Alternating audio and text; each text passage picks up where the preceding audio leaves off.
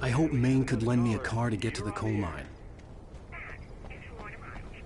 Hello, Lorna. What do you have for us? Well, I just don't see why the cops bothered with the train. I had no idea how to get to the coal mine. Maine would know, and I had a feeling I wouldn't get a chance to ask anyone else anytime soon.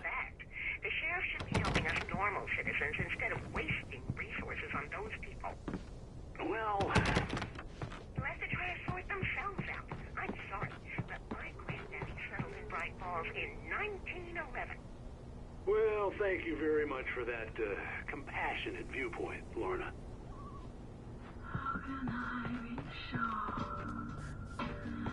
Oh, here's a little surprise. The famous writer Alan Wake just walked in. Folks, I'm going to see if I can talk him into an interview. Come on in, Mr. Wake. Oh, I'm so glad you could find the time to do this, Mr. Wake. Nowhere to run now, Dan Brown. You back away from me. Don't hurt it. Whoa. Everyone calm down. Put the gun down. We're all friends here, right? Cool your jets, Nightingale. We got him. Judas Priest! What the hell's the matter with you? There's a civilian in there.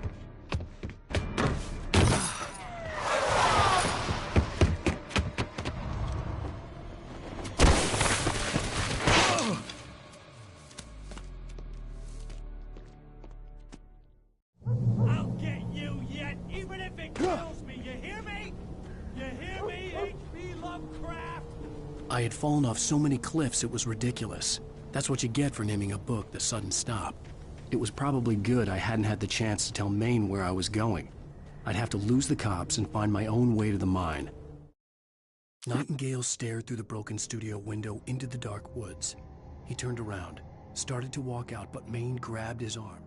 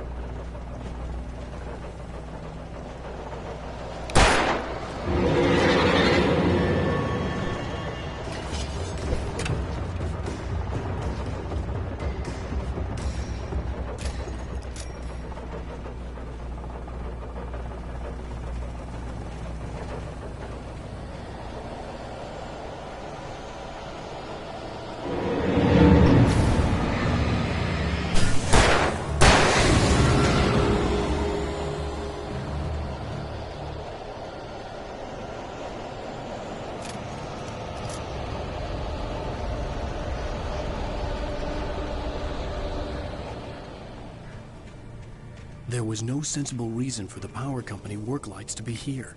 It was almost as if they'd been left for someone like me to use.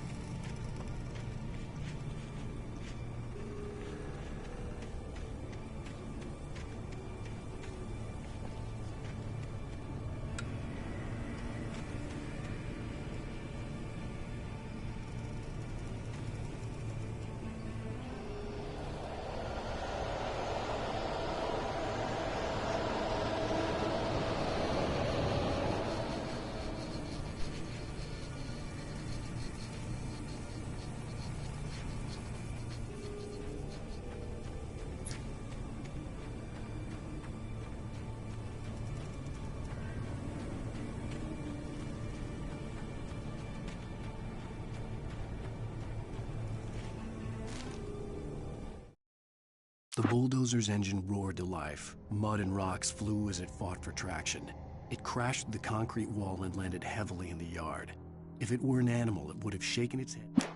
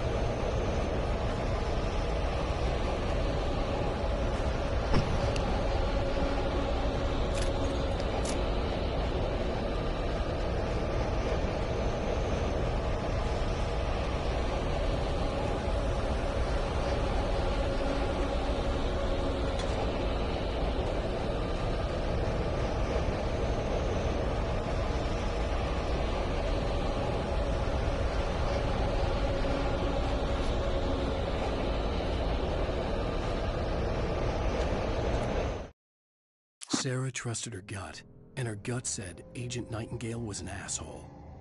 He felt wrong, and it wasn't just the smell of stale booze. It was in the way he flashed his badge, pulled rank, the look in his eyes when he wanted answers. Where was Alan Wake? What was this about an accident? Where was his wife? And most importantly, why did she let Wake go? He wouldn't answer her questions. Federal business was all he'd say.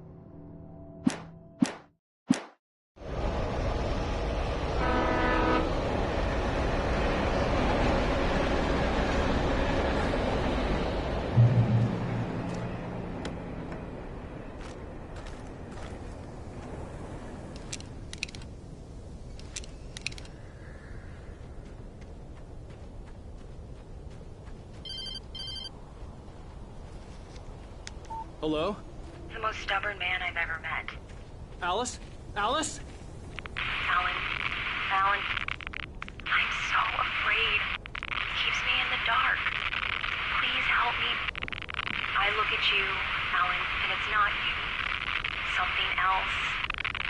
Looking out from behind your eyes. Alice, I'm here. I'm so alone here. It's all gonna go to hell. You need to be careful. Cooperate. The connection had been terrible, but that wasn't the only thing that hadn't been right with the call. She sounded wrong somehow, but she had called me.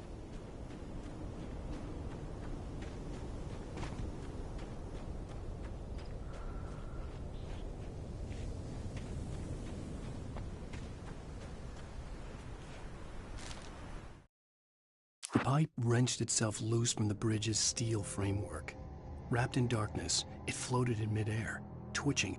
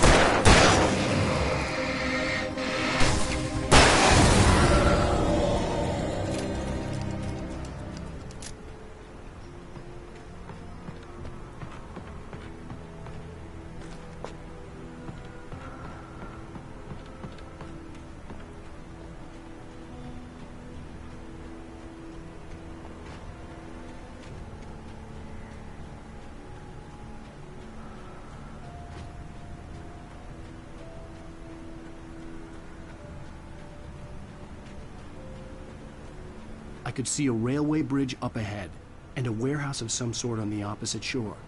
I hoped I could find a car from there.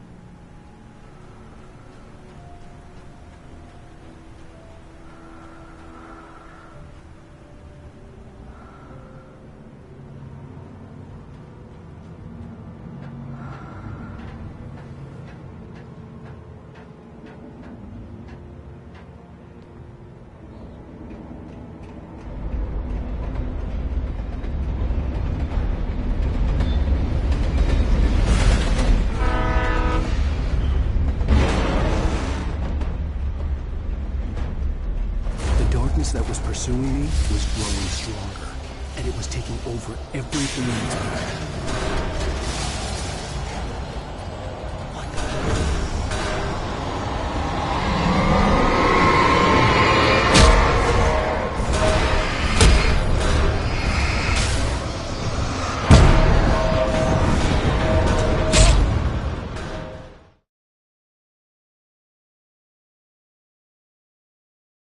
I could find a car from there.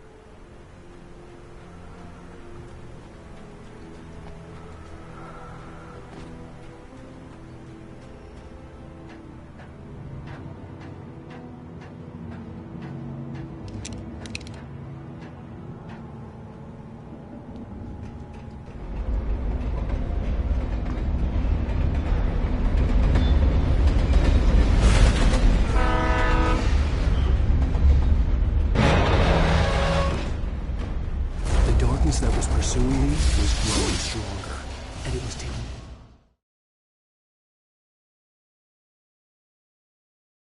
I hoped I could find a car from there.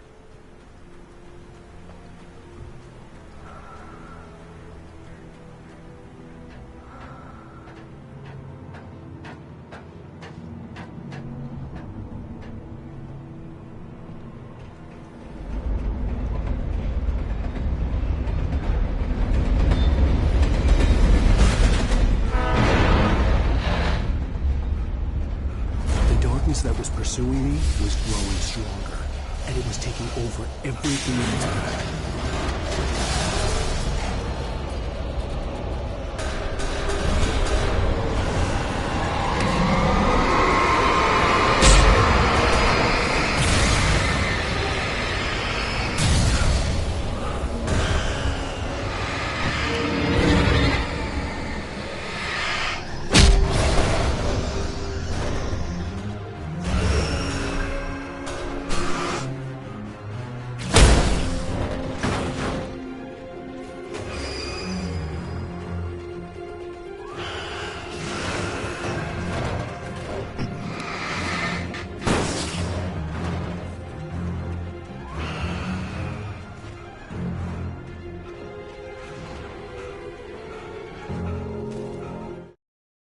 I slammed the door shut right in his smug face.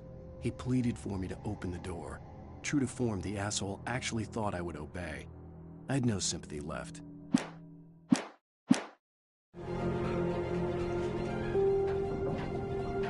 As a teenager, just starting to get interested in writing, Stephen King had been a source of inspiration to me. I thought about all the inanimate objects that had come to life in his books.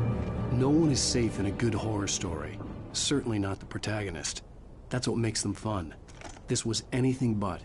The darkness could possess anything, and it was getting closer.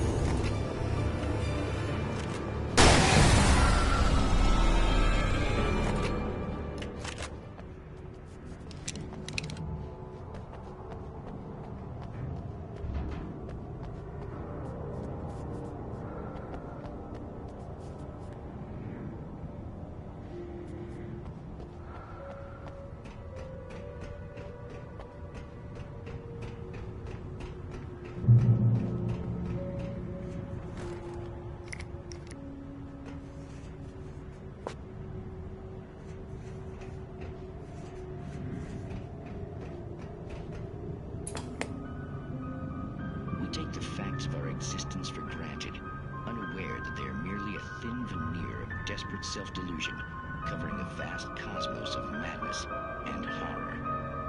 All too often, the stars are right. In Night Springs. Tonight's episode, A Family Occasion.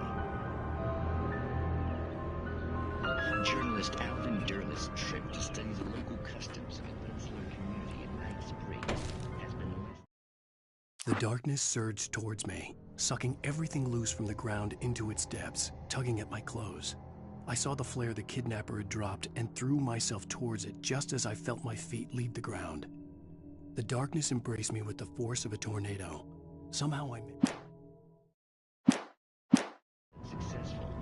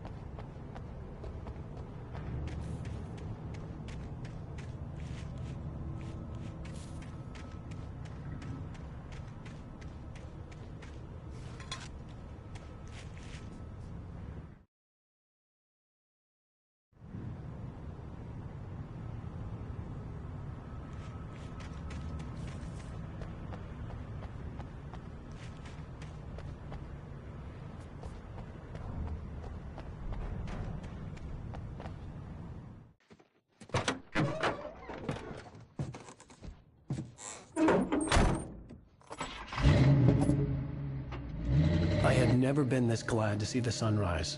I had a couple of hours to get to the coal mine.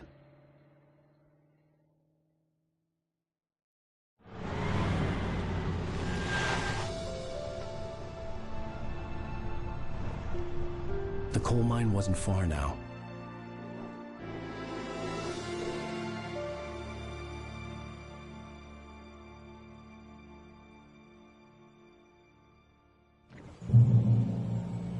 Today, I would meet the kidnapper, and he would give me Alice. I wouldn't give him any other choice.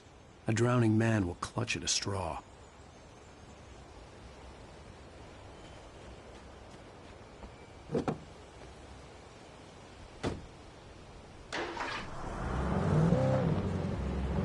Little by little, without realizing it, I'd come to believe that the story in the manuscript was coming true.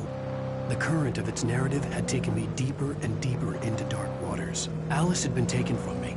Barry was probably in jail. I was a fugitive from the FBI. The whole world taken over by the Dark Presence was trying to destroy me. It all felt real, but it matched a textbook case of insanity.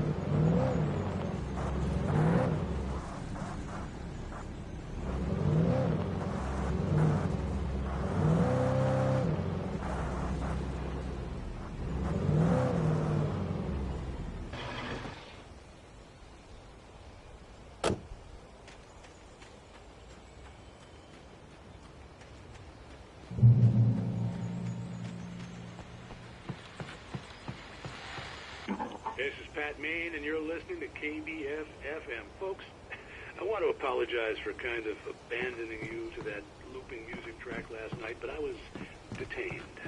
You see, I encountered a big-shot G-man with an itchy trigger finger who could use a lesson in manners and a boot in the ass. Not necessarily in that order either. Now, folks, I know I'm not being very informative here, and I apologize for that. I really should just keep quiet, but I'm just so peeved right now, because some people just shouldn't be carrying badges. I'm just glad that our Sheriff Breaker was there to straighten things out. And if someone I met last night is listening, let me just say, I'm sorry if my mouth got you in trouble. I'm pretty sure you're not the bad guy here. Godspeed, son. I hope you know what you're doing. Now, on a lighter note, I'll be talking to Dr. Nelson all morning. But first, a little music.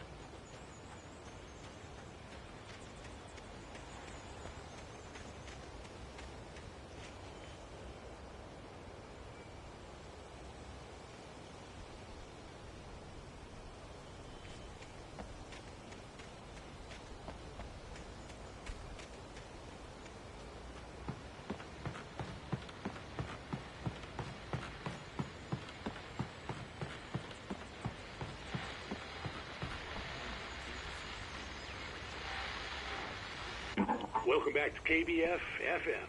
Hope you enjoyed that tune. Now, Doc, you were talking about life and finding that special someone, that soulmate. Well, you were talking about that. I was saying I don't buy it. Well, see, to me, that's strange, because I always pegged you as a hopeless romantic. You got me there, Pat. But I think love's where you...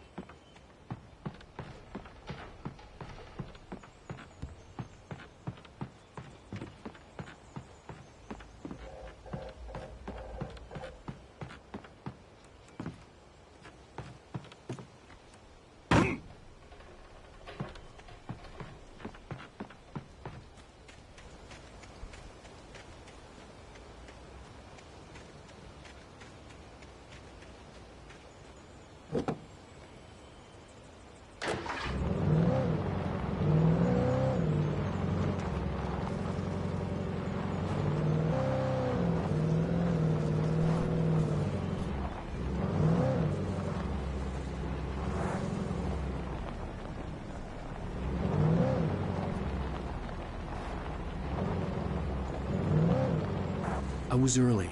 I was supposed to meet the kidnapper at noon in the main building. The coal mine was quiet. It was a museum now.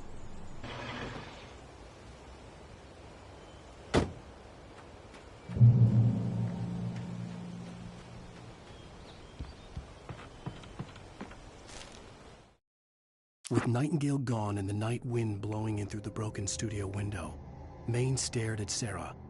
The sheriff looked away. Maine's voice shook with...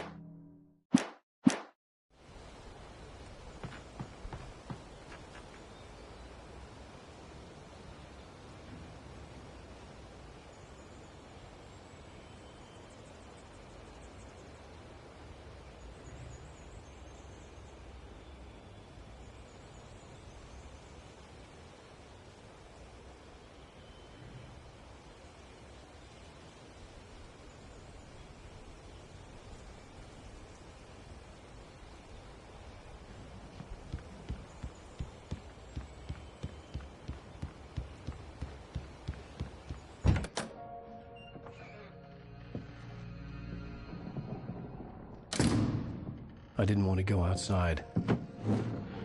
Cops had to be looking for me. The noon sun turned the place into a sauna. The day dragged on.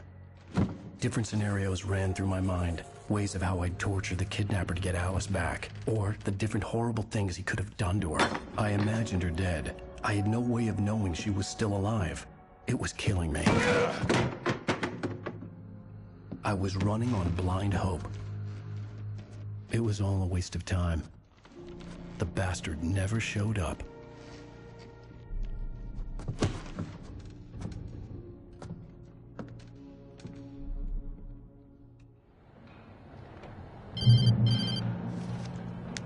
Wake!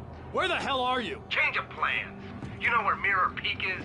It's a big mountain north of where you are. You follow the path from the mine, you can't miss it. There's a lookout point there. I'll be waiting. I'm through being jerked around You by want you. to see your wife alive? Because if you do, you better watch what you say to me. Do we understand each other? I want to talk to Alice. Yeah, and I want the manuscript. Don't keep me waiting, Wake. Hello? Hello! Ah! I'm gonna kill him! I had to get to Mirror Peak.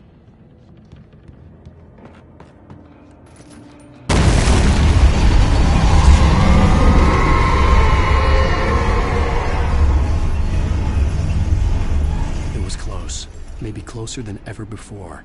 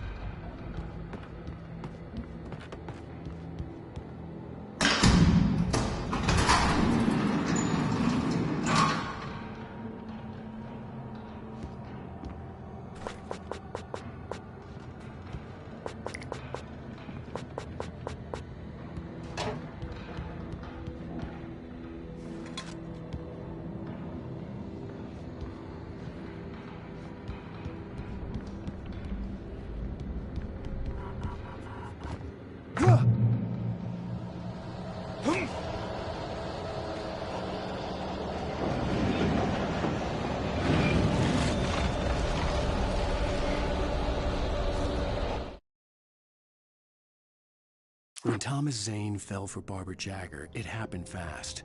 She was young, vibrant, and beautiful, full of life. He had never been a very happy...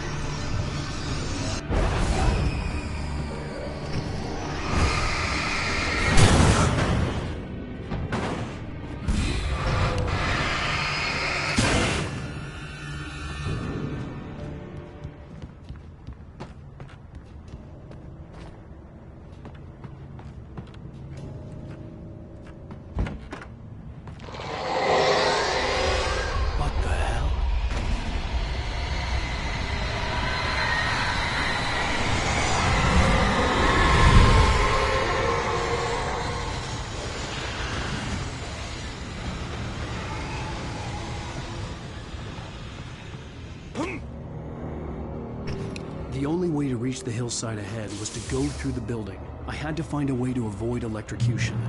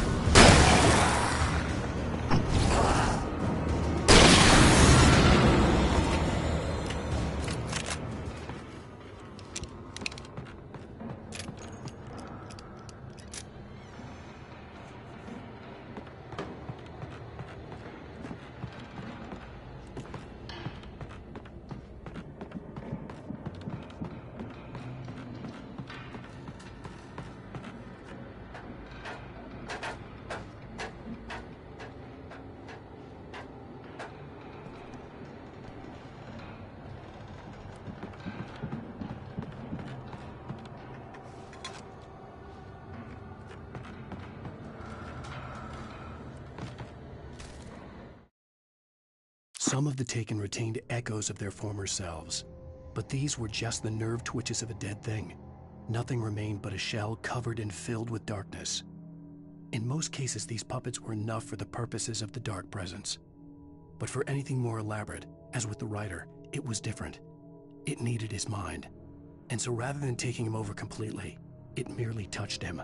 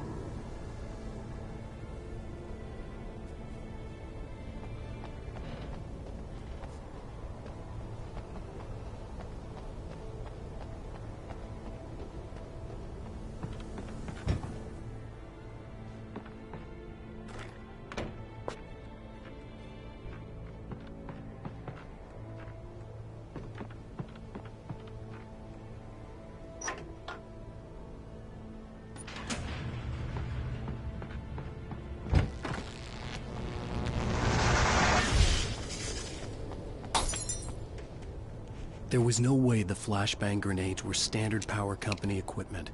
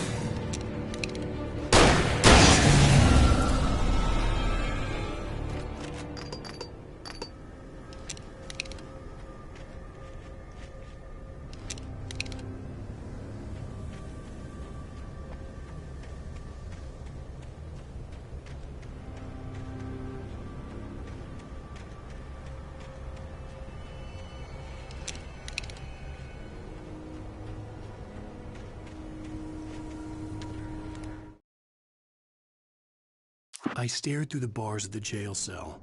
Barry stood behind me, swaying on his feet, looking as ill as I felt. Agent Nightingale stood on the other side of the bars with Sheriff Breaker.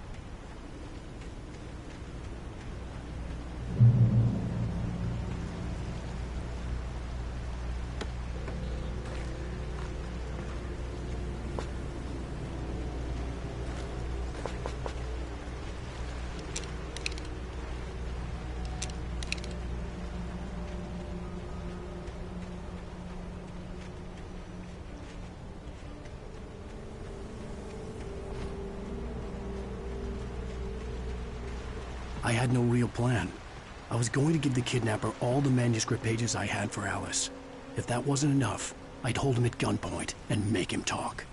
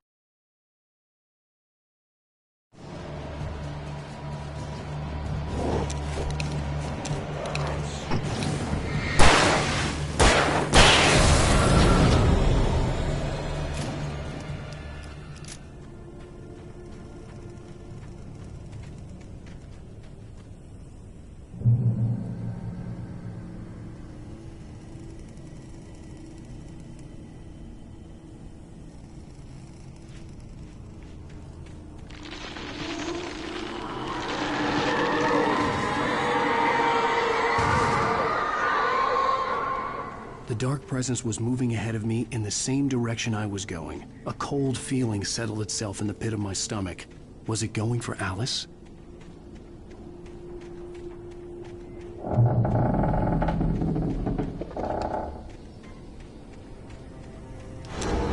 The graveyard shift may cause cancer.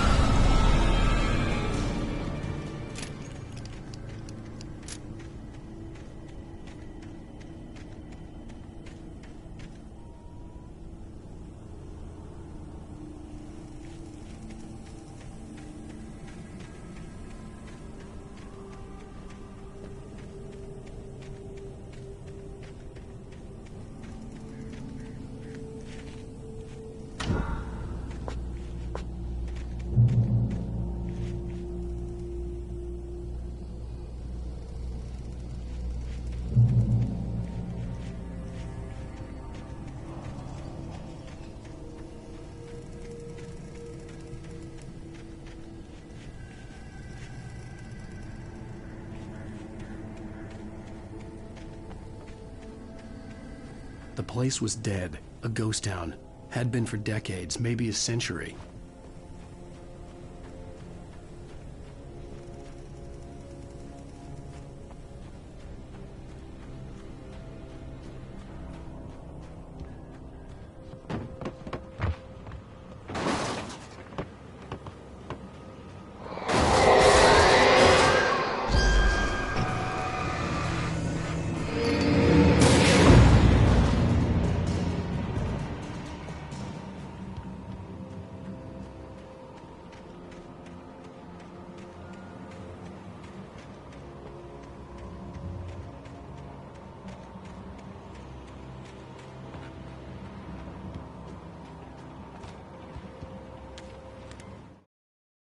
Things were never as simple in real life as in fiction.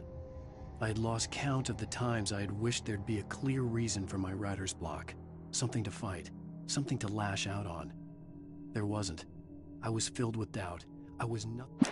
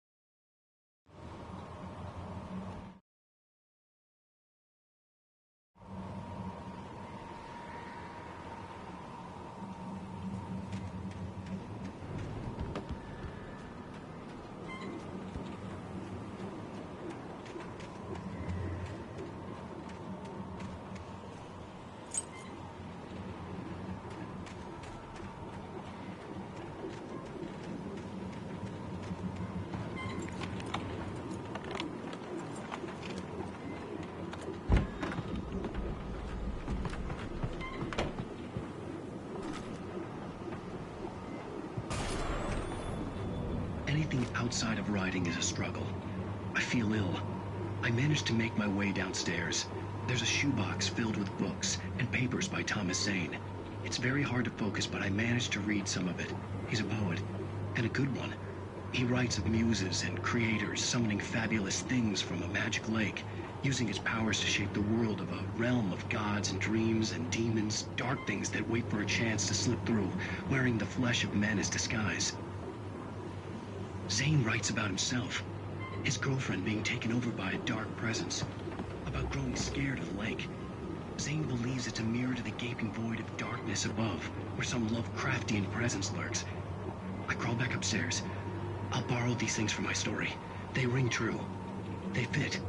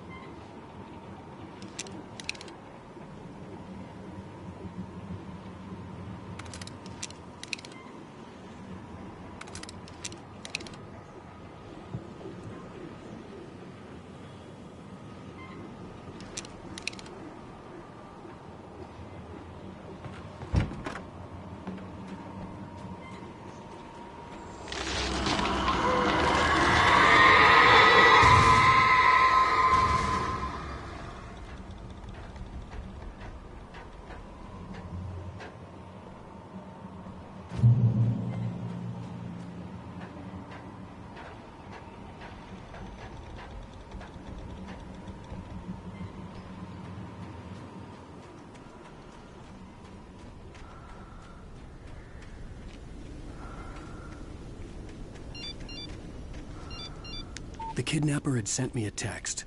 The message was full of spelling errors and insults. It was telling me to hurry up.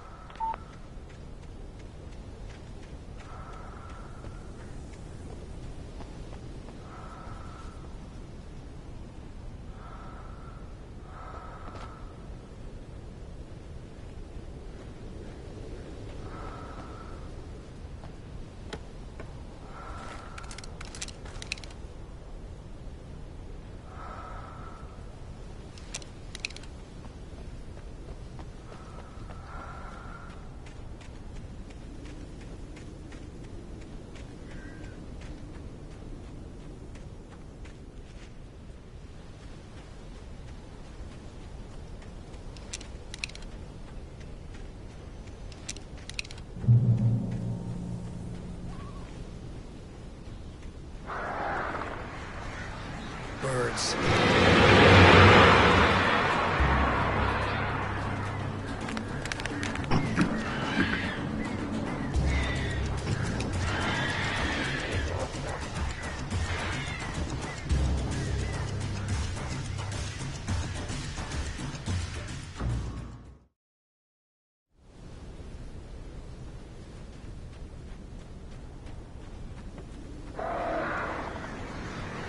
Birds.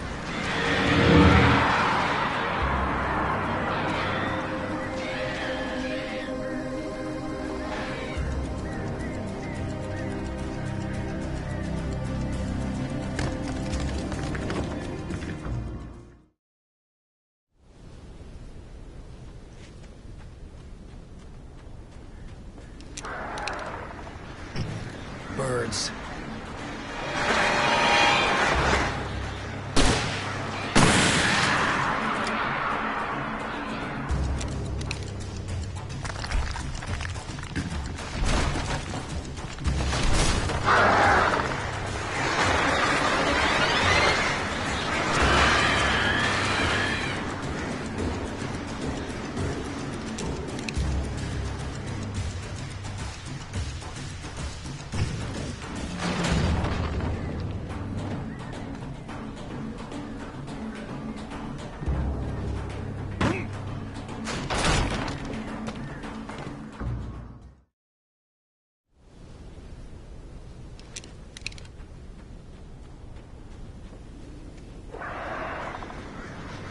Birds.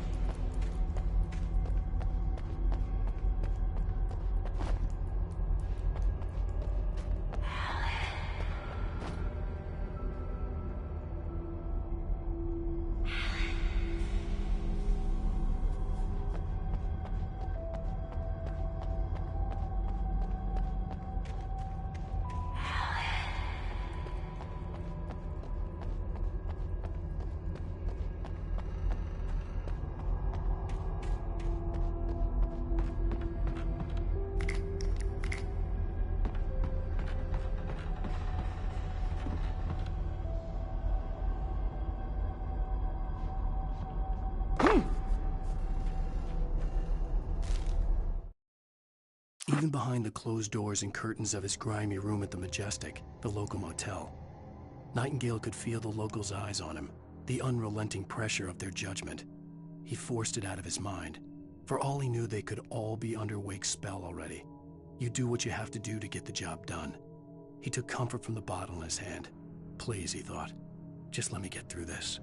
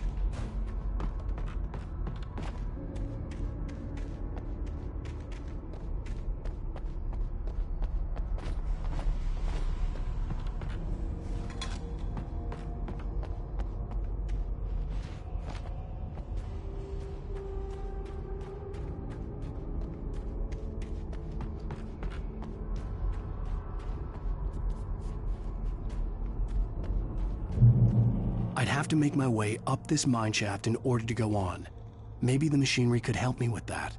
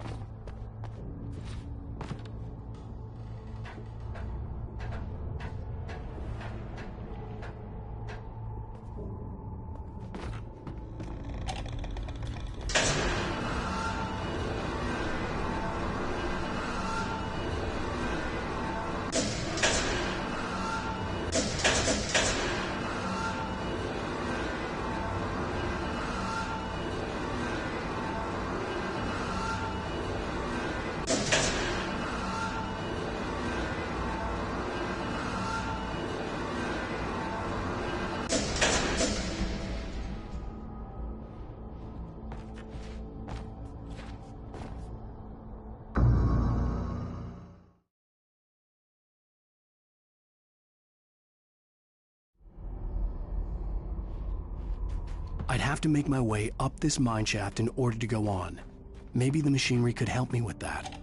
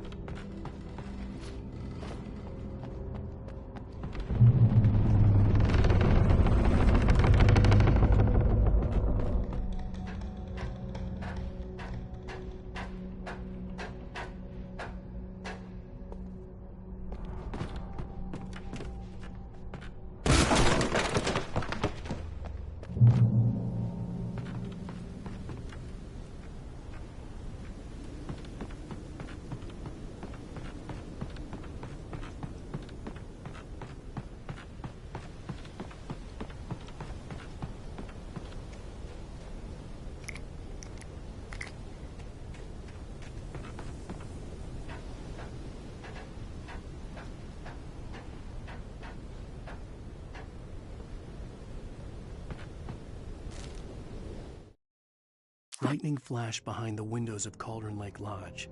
Tor Anderson laughed and held the steel hammer above his head. Nurse Sinclair was trying to calm him down without success. Tor grinned madly and shouted, "My..."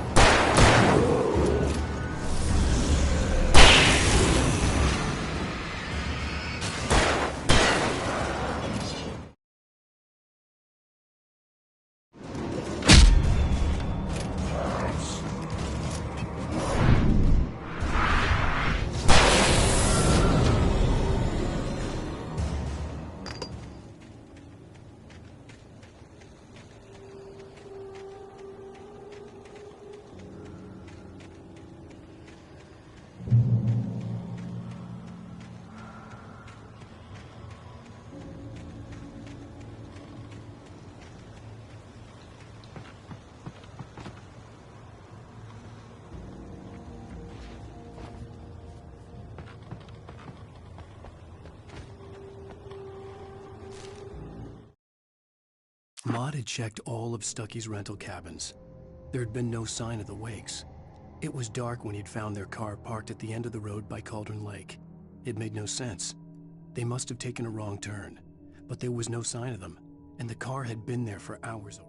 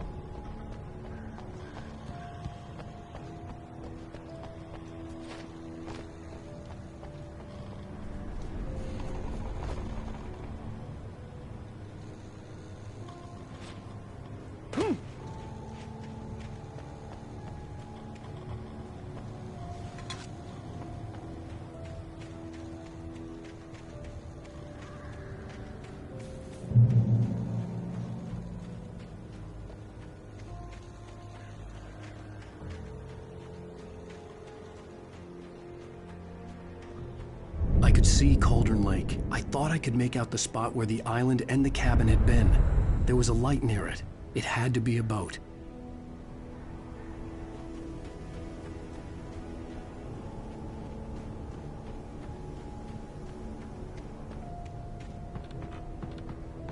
I was close now. I had to get there fast. I tried to hold on to Alice, but her form melted away. I was losing control. Dr. Hartman stood in her place. I wanted to hit him, but my arms were jelly. He smiled. It was a reassuring smile, and I hated him for it. I had to give you a sedative, don't find... I dreaded what I would find.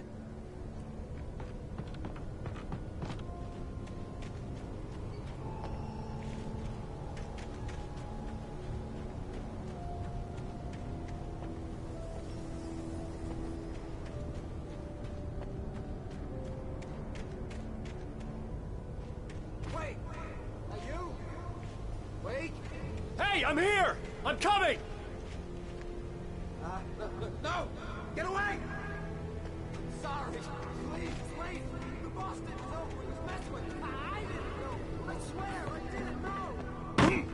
We don't have a wife. We don't know where she is. She's probably drowned. We just said we had her to make her play ball. You see? They got him writing for us. Please. Please. Oh, I'm sorry.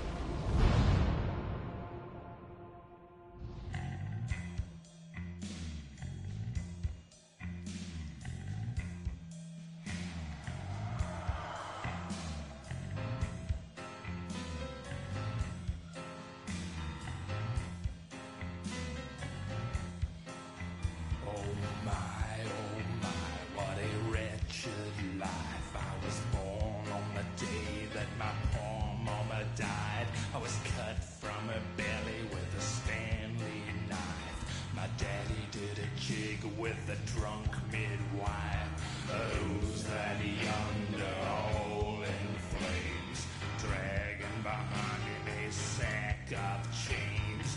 Who's that? Previously on Alan Wake. I'm hunted by the law. Sheriff, Wake's running. I'm giving chase. Are you seriously telling me that writer just took out my deputies? A thriller I supposedly wrote is coming true. The genre of the story seems to be shifting.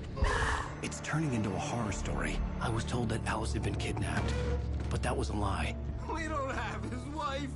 We don't know where she is. Her purported kidnapper was eaten up by the dark presence before it attacked me.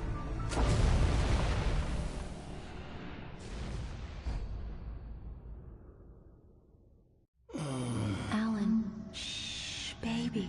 It was just a nightmare. Alice. There you go, Alan. Hartman, I fell. I had to give you a sedative. Don't fight it. You went through another rough period. What? Right now, it's very important that you stay calm. We don't want you to have another episode. You're a patient at my clinic. Have been for a while now. The shock of your wife's death triggered a mental illness. No, you're lying. You're suffering from various symptoms of undifferentiated schizophrenia. Bastard. It's okay, Alan. Just let go.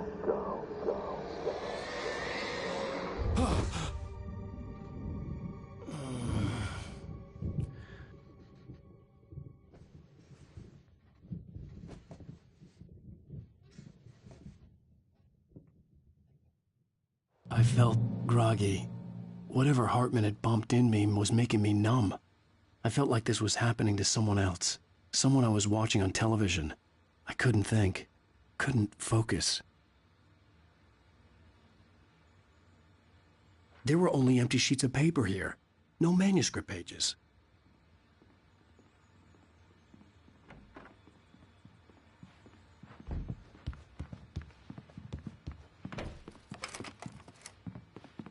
Good evening, Alan. Are we feeling better now? Feeling calm? Yeah. I see you brought your pet gorilla with you. So sure, I'm calm. I get the message. Loud and clear. Why, right. That's the spirit. You're being very brave, Alan. I understand you're confused. I would be more concerned if you weren't suspicious of me. I don't blame you for it. Big of you. Now, why don't you come with me? We'll reacquaint you with my clinic and go over everything you might have forgotten. Little walk and some fresh air? Yes, it will do you good.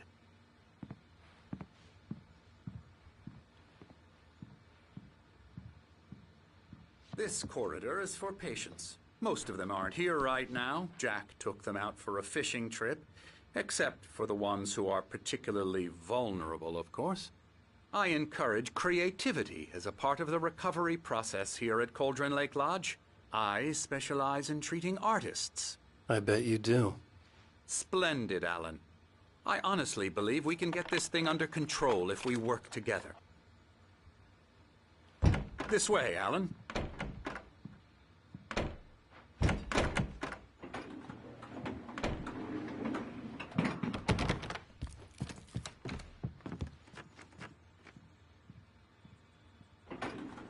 Now, Alan, from past experience with you, I know I need to get right into the heart of the matter as quickly as I can after an episode.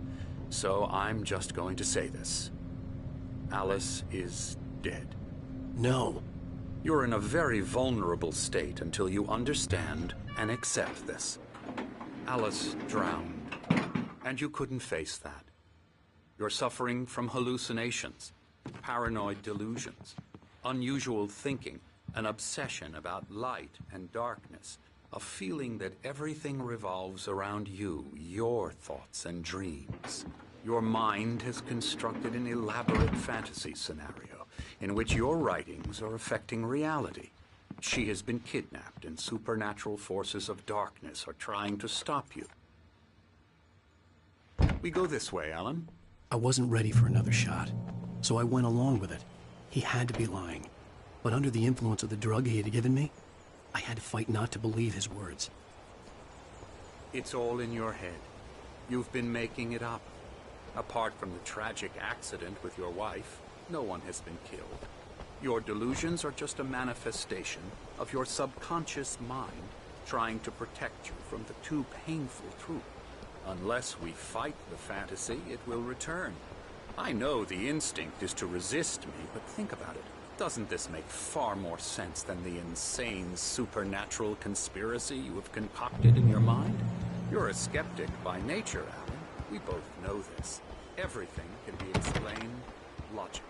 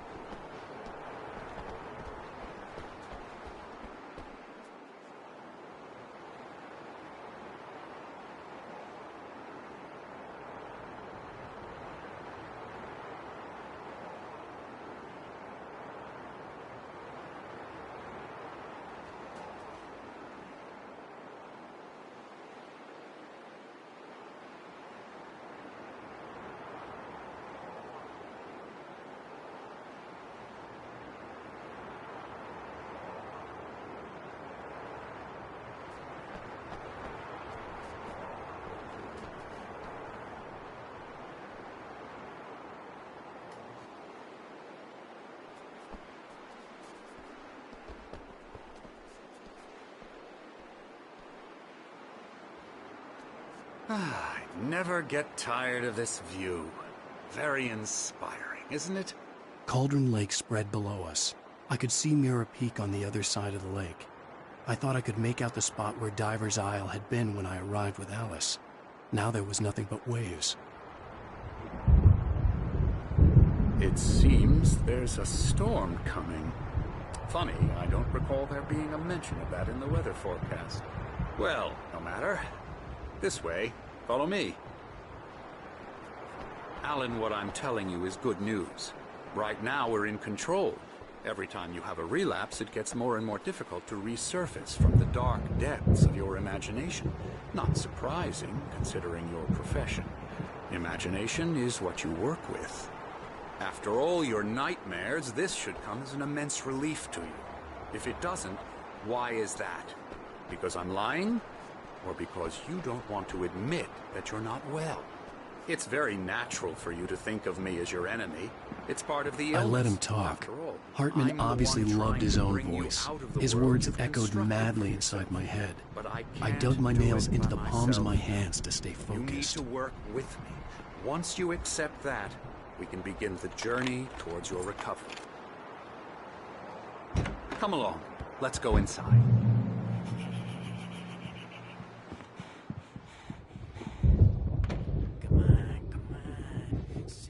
Here's the entrance to the office wing. That's for staff only. You were impressed by my trophies when you first arrived here. I do love to hunt. The great outdoors, man versus nature. It's wonderful stuff.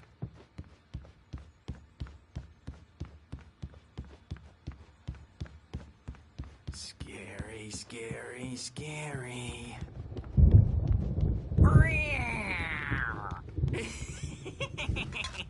Emerson.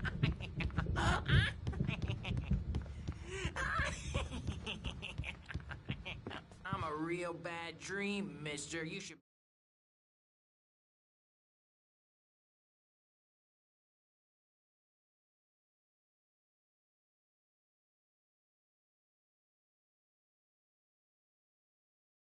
be afraid of me. Don't want to run into me in the night, that's for sure. Please, Emerson.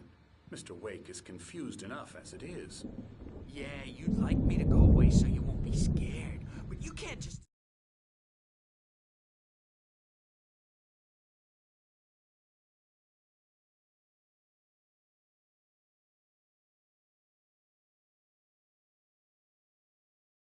decide what kind of dream you have or when you have it? Emerson. Okay. Sorry. Boo.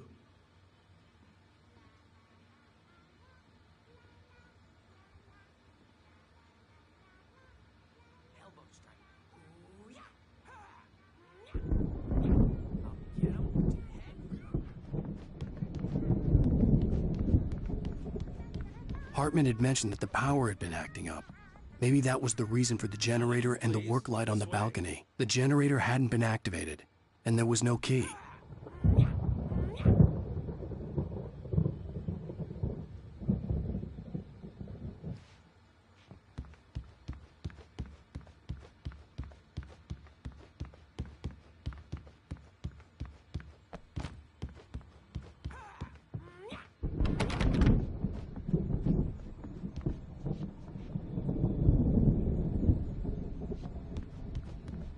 Now, you might have noticed the typewriter in your room. You've been writing as a part of the therapy. As soon as you feel up to it... Oh, hello. I've painted you. Okay. I was just struck by inspiration a couple of days ago. Dr. Hartman wanted me to paint landscapes, and that's what I was doing. But now I've been doing these things, a lot of them. The images just keep coming. Dr. Hartman likes them. He has them in his office. Yeah? He's very proud of me. He says I'm getting much better. I think I'm getting better.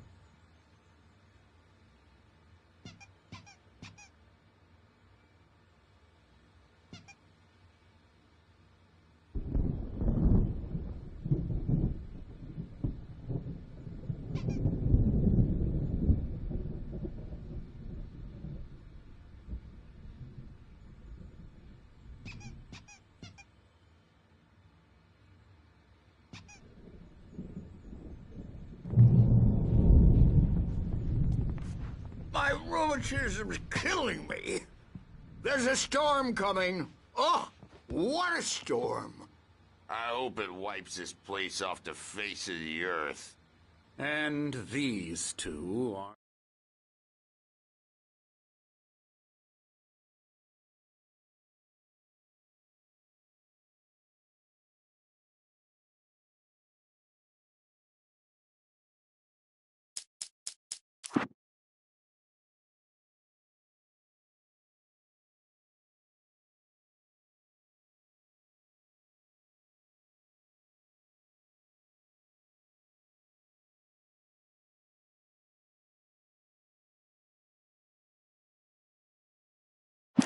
the Anderson brothers, Odin and Thor. They had a, how should I put this, a heavy metal band in the 70s and 80s called Old Gods of Asgard.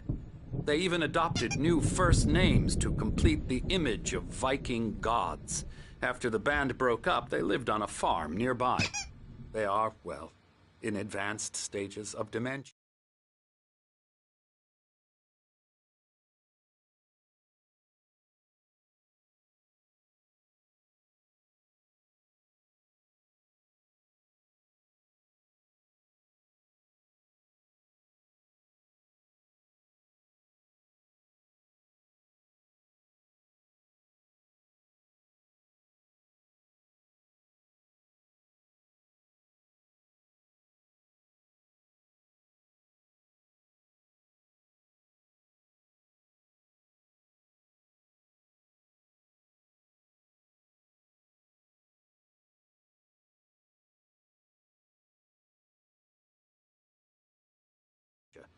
They're well cared for, TLC and all that. There's nothing more that can be done. I'm afraid that the rock and roll lifestyle has left its mark. Oh, that won't do. I'm so sorry to cut this short for now, Alan. The power has been acting up. I'd better go check on it. We'll continue this soon. Meanwhile, when you feel up to it, return to your room and try to write. It really is for the best. Don't you think? I'd like to bash his head in with a hammer. Oh, he'd love to fish out our secrets, but he has no clue. He's not crazy enough. Not crazy like us, Sonny. Yeah! Being crazy's a requirement, Sonny. Who else could understand the world when it's like this? It takes crazy to know crazy. That's the sanest thing I've heard in a while.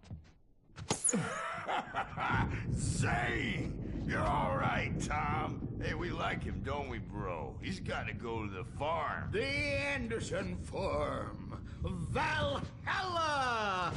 We wrote it all down, lest we forget. A crash course. All you need to know to get your head right. You need to find the message. Here, Sonny, here's something for you. Gave me a rash, but I kept it safe from these bastards. My head was clearing up.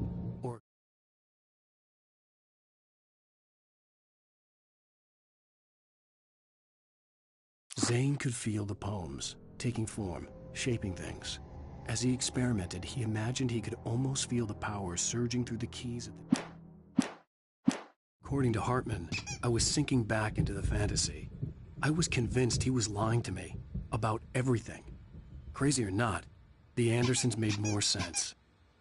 Tom, you got any booze on you? Yeah, no. Sorry, we have guys. a stash of the special stuff at the farm. Our own formula. Local ingredients. Medicine clears your head right up. Makes you remember like moonbeams on the brain. Oh, I just noticed. Leather patches on the elbows? That's not very rock and roll. Tom just lost is all. Baba Yaga got to him too, the damn witch. She used us all.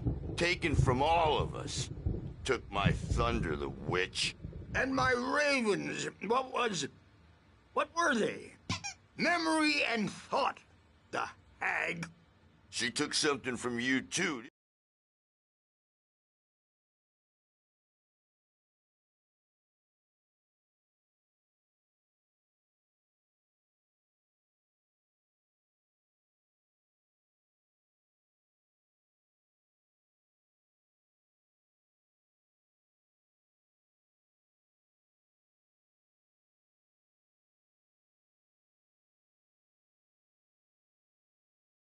didn't she? That's what she does. We're better off. This place, the lake, it gives you power. If you're a creator, an artist, God. Nightmare shifted in their sleep in the darkness of the lake. Yeah, that's the one. She makes sure it comes out twisted and raw. Just ask the lamp lady. She knows what happened to that other rider. She's been using you, boy, and you let her. You went and opened the door for her, didn't you? Now, it was already open a crack. And whose fault is that? We're morally corrupt, disease-ridden, old and stupid. Doesn't mean he had to open it all the way, goddammit.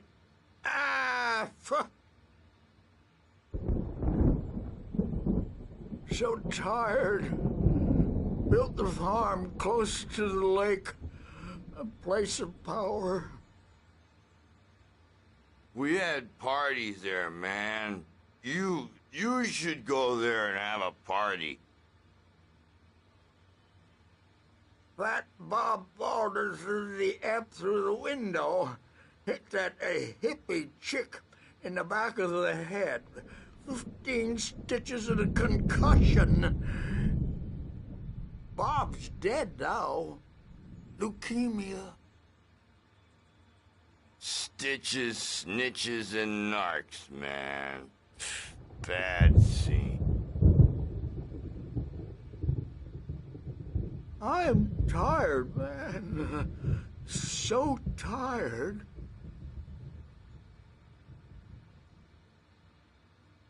I want to go home.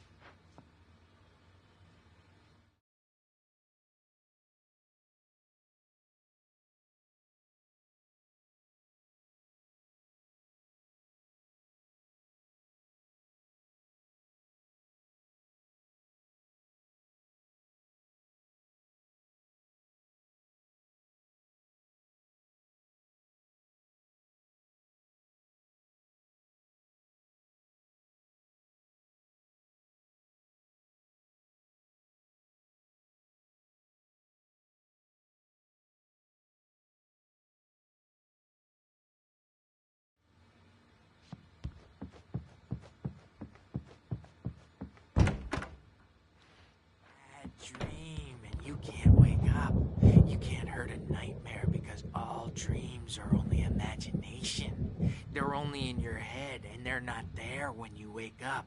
So you can't wake up because I'm in charge now and I don't want to disappear. My nightmare is the publisher people who want to make a contribution so they can say they made a contribution. And then we end up with mullets in there because they think mullets are funny, but it wasn't supposed to be about mullets. And now it's about mullets. And when it's in slow motion, they call it mullet time because the numbers came back from marketing that mullet time is the hook we needed to go big in the target demographic. And they're not even kidding. They say it all like serial killers with straight faces and smiles. My nightmare is the writers who want to make everything from the characters to the toasters talk, talk, talk all the time and express their feelings so they won't shut up. And the writers won't shut up either because they have feelings too. And I have to listen to them because they're not scared of me. And everyone should just shut up, shut up, shut up. But I don't see nightmares anymore because I'm too scary for them. I take 2 pills every morning and 1 with every meal and 4 when I go to bed. And that makes me the scariest nightmare of all.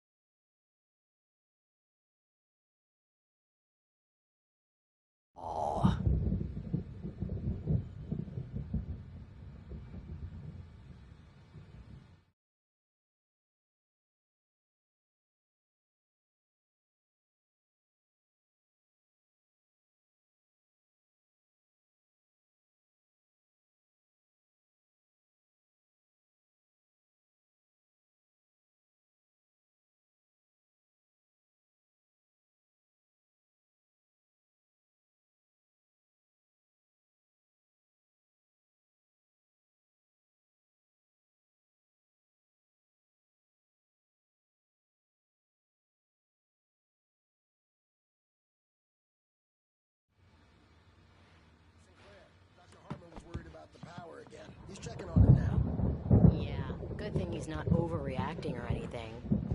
Well, he's the boss. I may need a hand here later on, Birch. The storm's bound to make you-know-who jumpy. You know how they get. Gotcha. The doc's got me looking after Wake here, but holler if they get too rowdy. I'll do that, Birch. Hey, Wake, why don't you humor Dr. Hartman and give the writing a shot, huh? Typewriter's in your room. You can get to your room by those stairs, Wake.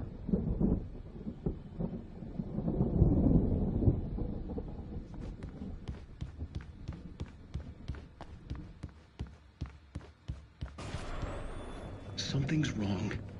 I'm not myself. It's hard to think that there's a shadow inside my head. I can only focus on writing. Everything else is a blur. I'm trapped in this cabin. Have been for days, but it's always dark outside. My editor is real.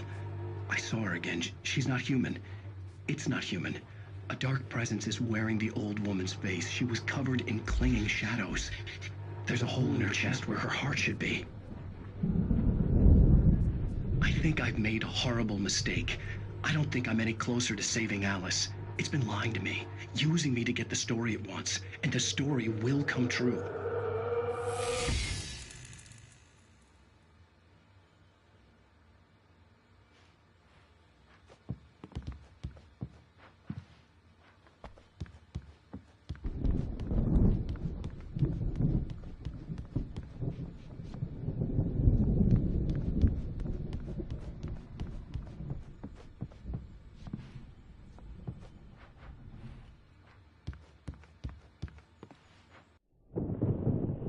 The white glare of the blank page in front of me hurt my eyes. My hands began to shake uncontrollably. Everybody, calm down. Put that down. Bert, I need help. Hey, Wake, you stay here. I'm gonna go see what's up. You just keep doing what you're doing. Be cool, okay?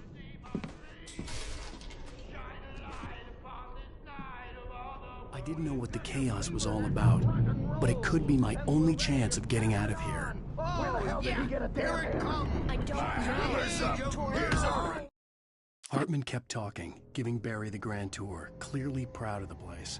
He went on and on about his hunting trophies, and Barry was impressed. But he was here on business.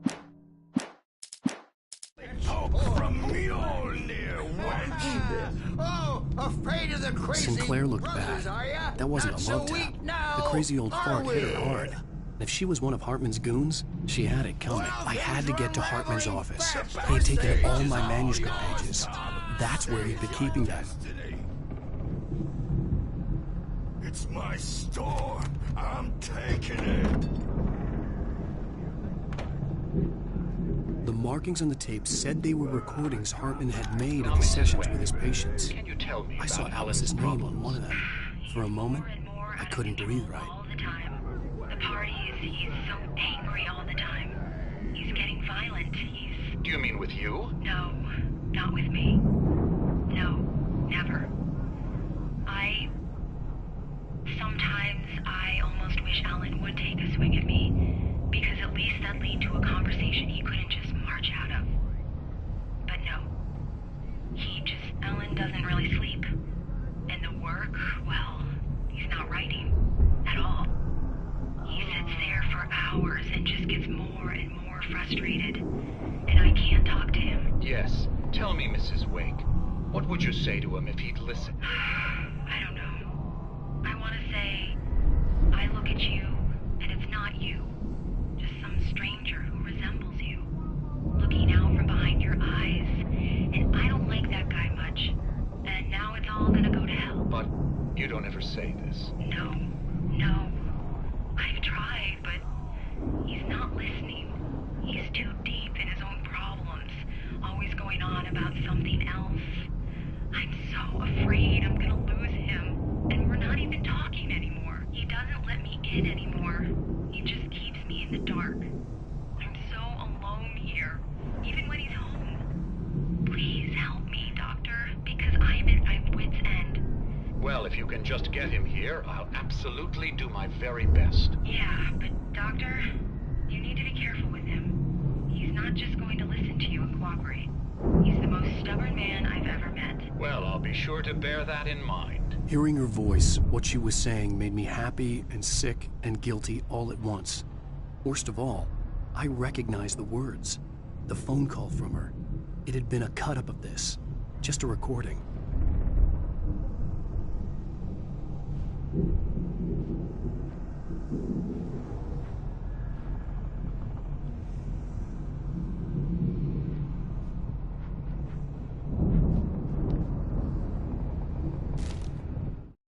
Hartman wasn't happy.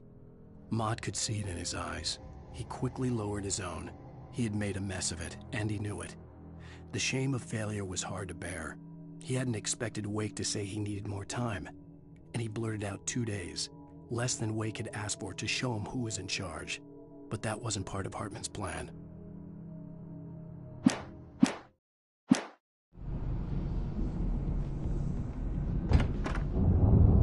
The photo on the wall caught my attention. In it, the clinic staff was standing outside the lodge.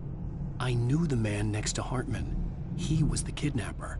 Hartman had been playing me all along. Let me out of here! Hartman, do you hear me? Or I'm gonna do your crazy quack ass to shreds! Barry?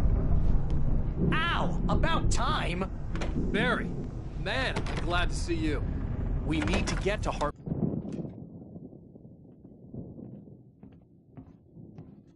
These were all the pages I had on me. And more.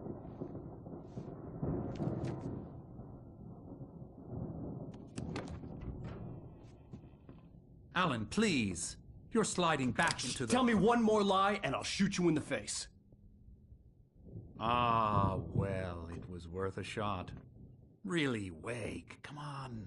Let's work together on this. You have no idea... Hartman, shut up! Barry, get out of here. I'll catch up with you. Get a...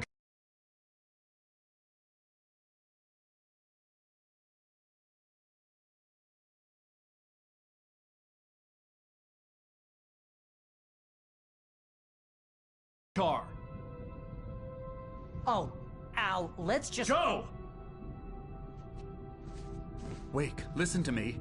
This is a mistake. Don't you see? Together we can create something absolutely wonderful. With your ability and mine.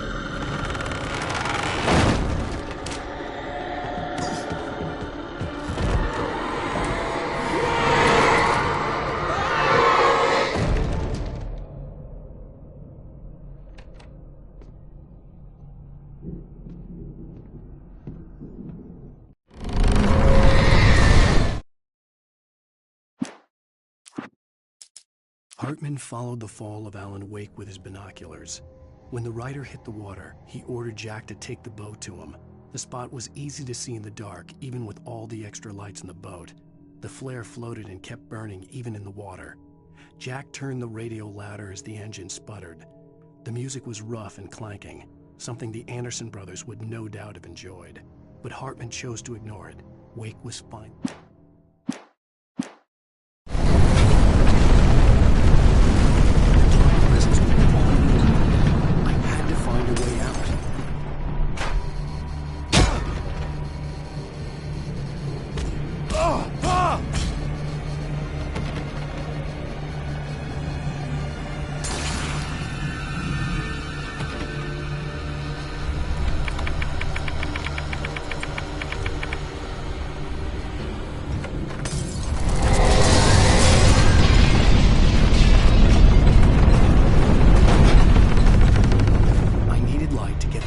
Bookshelves out of my way.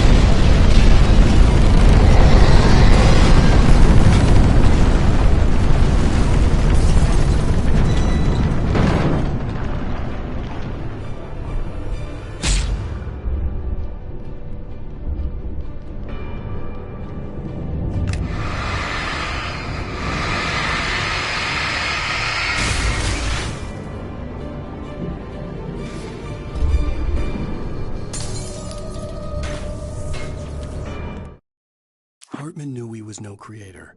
He had no ambitions on that front.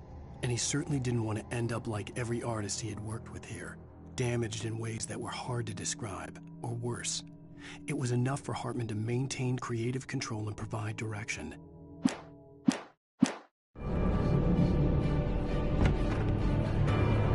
Most of us have villains shadow us.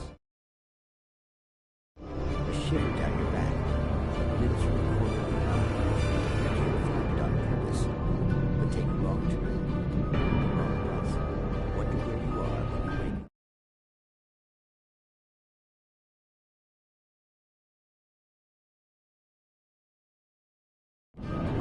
You find yourself in a small town, Night Springs. Tonight's episode, The Doomed Samaritan.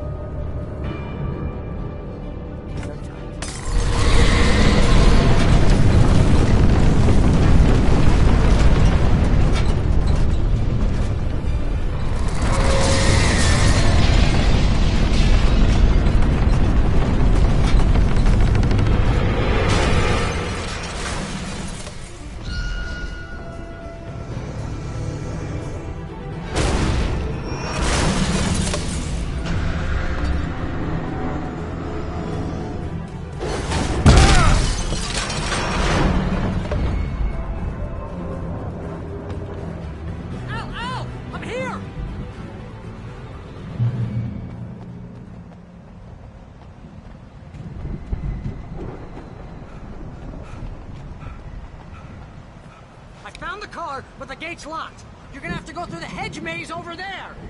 Barry, I don't have a light. Take this, Al! Oh, God! Look at the house, Al!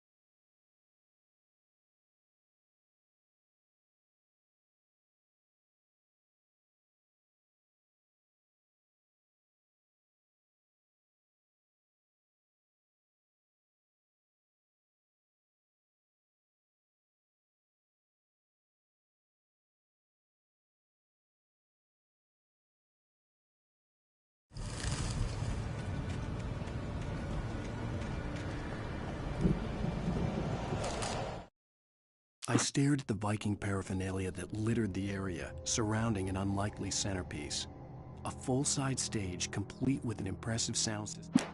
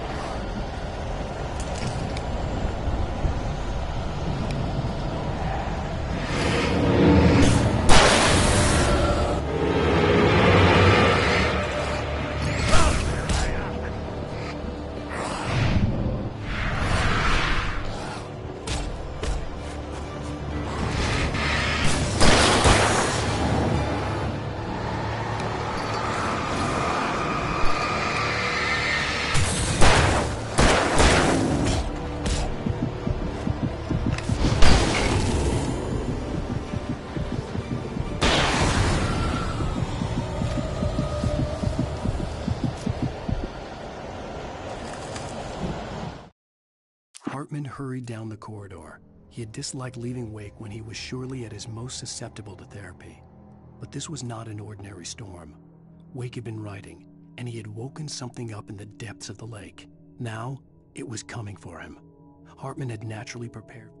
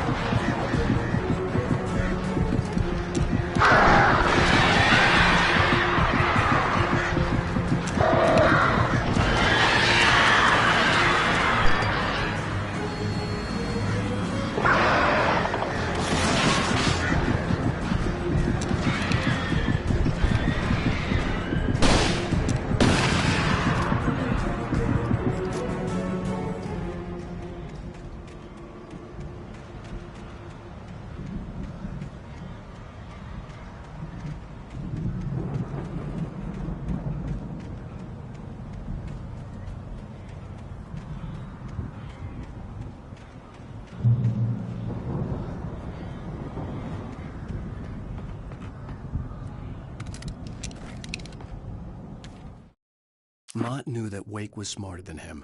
Wake had more money, a beautiful wife, everything. And Hartman said Wake was important. That made him better than Mott. But Mott was calling the shots now. He'd expected Wake to whimper and grovel, but instead, he seemed willing to fight. Mott knew he'd gotten under Wake's skin.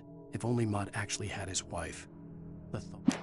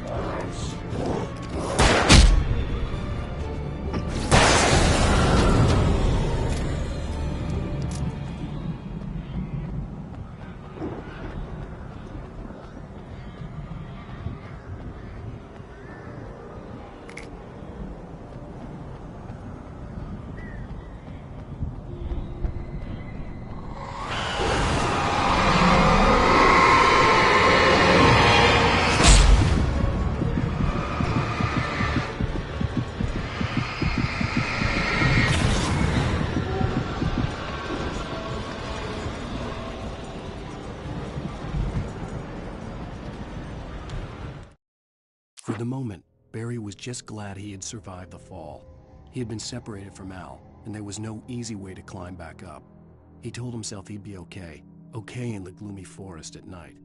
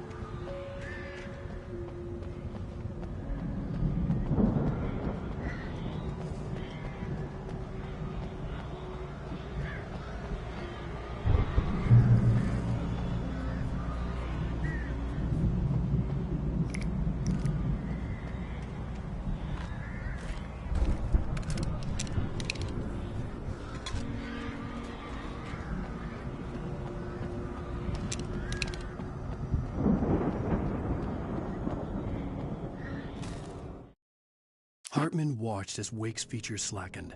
The man was bullheaded, no doubt. Even lying on the bed, he'd almost broken Hartman's nose the second time.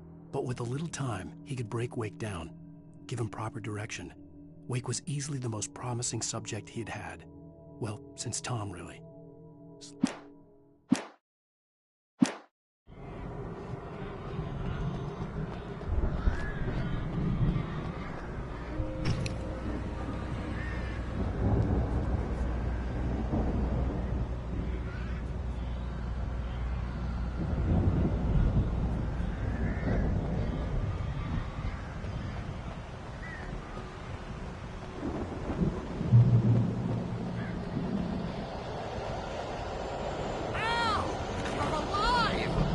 Let's get out of here. Can you open this gate? Maybe. Barry. Well, I slammed it shut when Nasty showed up, and the key fits kind of loose in the lock, so,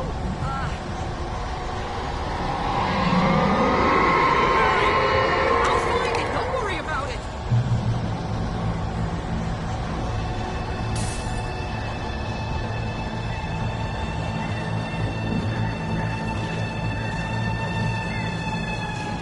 up, Barry!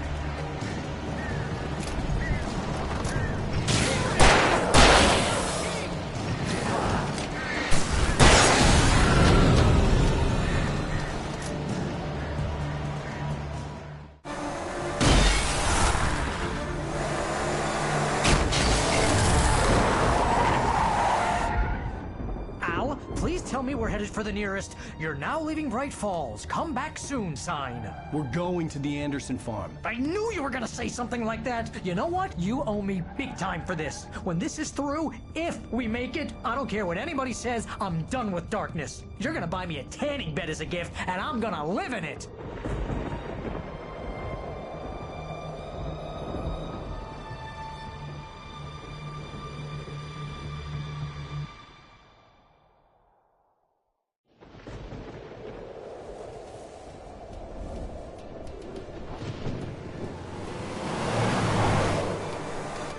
I'm crazy, but that's fine, Barry. Oh, you got that right, Al. You're barking mad. You are by far the craziest... But maybe that's inevitable when you deal with crazy stuff like this. It helps.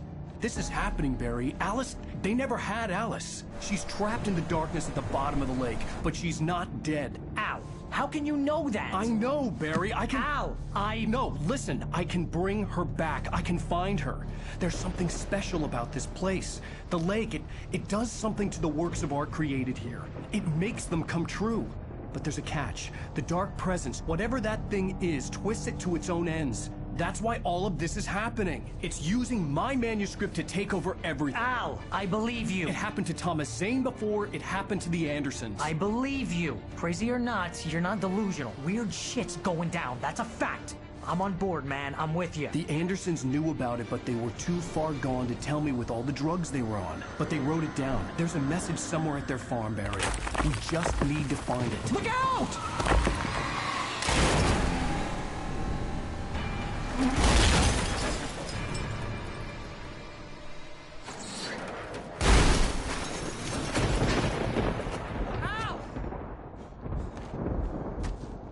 God damn it, Al, talk to me!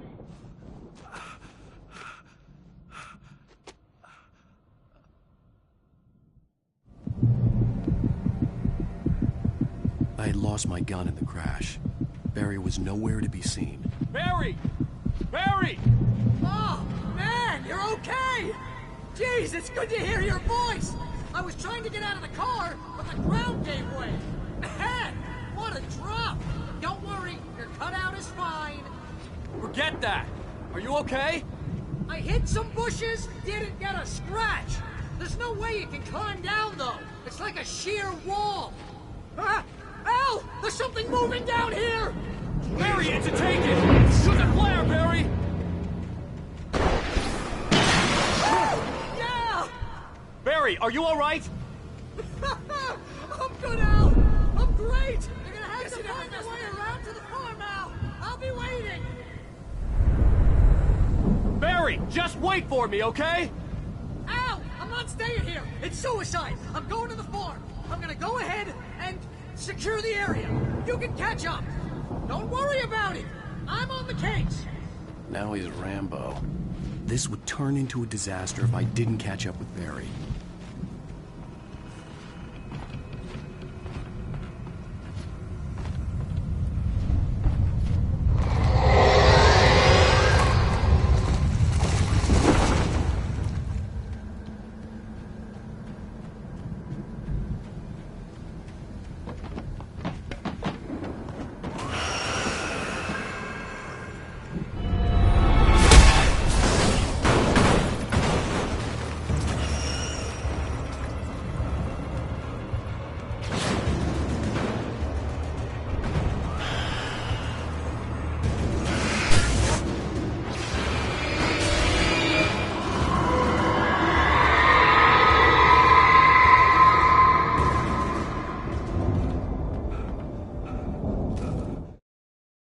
When he stopped the car at the Anderson farm, Walter felt relieved.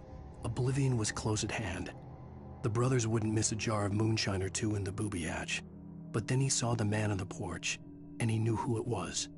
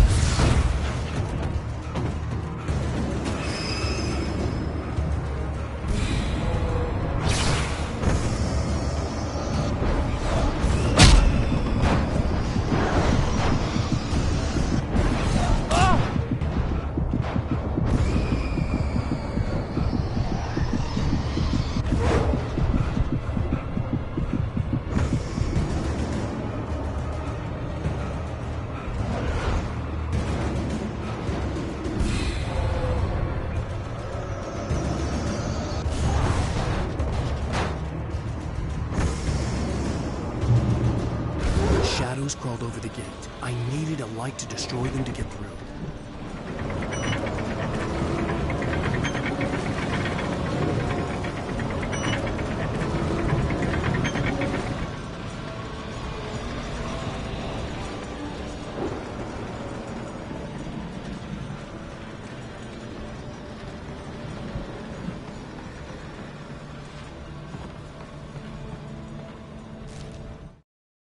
Agent Nightingale stared at the passed-out rider.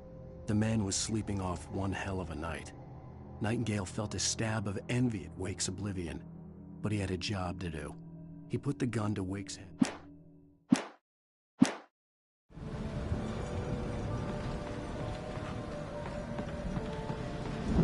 I hoped there'd still be a working generator somewhere around here to power up the old lights by the gate.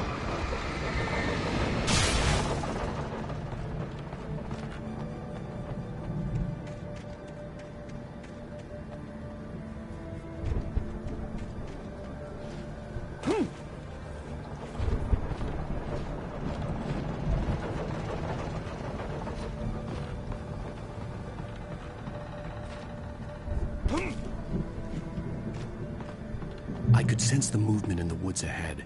Facing the enemy without a weapon was dangerous, but I had no choice.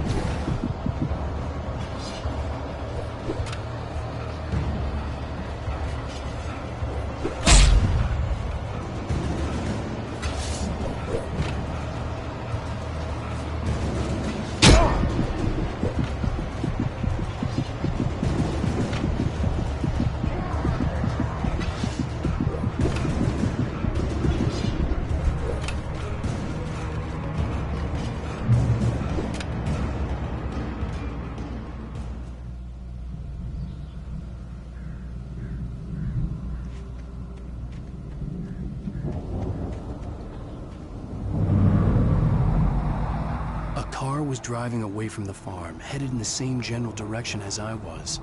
For all I knew, it was Barry, caught in the consequences of leaping before looking.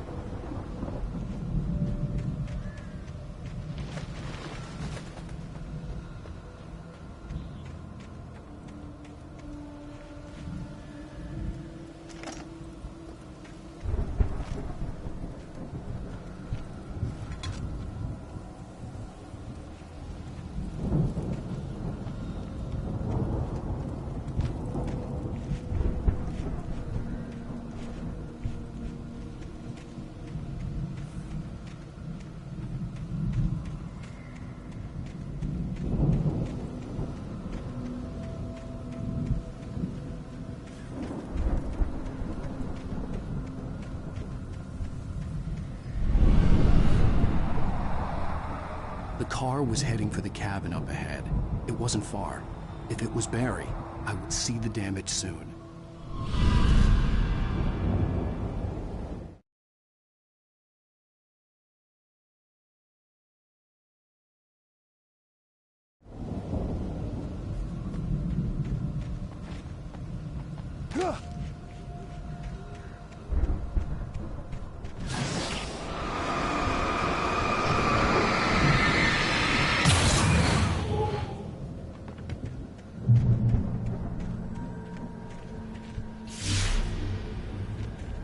I'm trying to deliver each page to the right time and place. I'm trying to show you how the story goes. I had seen glimpses of the light. The dark presence followed the choreography laid out to it in the manuscript, growing stronger and stronger, moving like a storm from one scene of destruction to the next. But it was still bound to follow the story and chained to the dark place it came from. When the story reached the end it longed for, it would finally be free.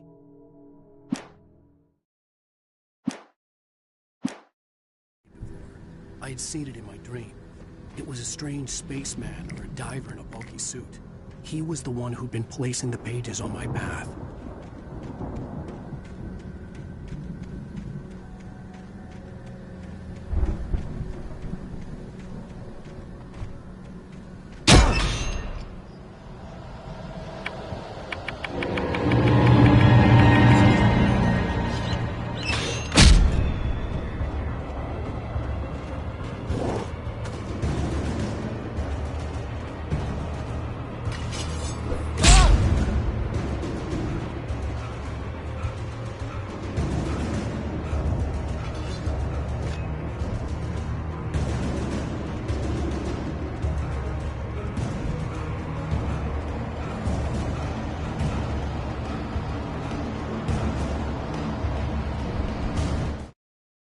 The storm raged on as the Anderson brothers walked unsteadily away from the clinic with the other patients in tow, knowing that this time they wouldn't return. The darkness around them seethed with horrors.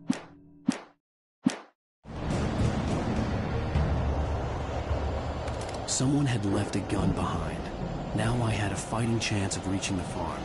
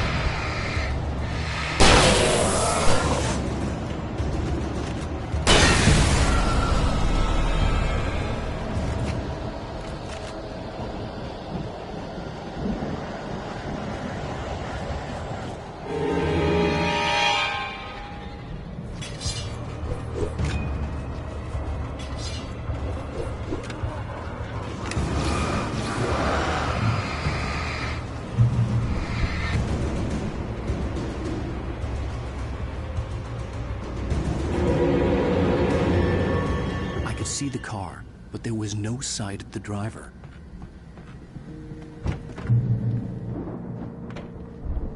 Hello? Anybody here? Barry! No! Danny, you're not! Please! What are you? No! Don't! I'm sorry!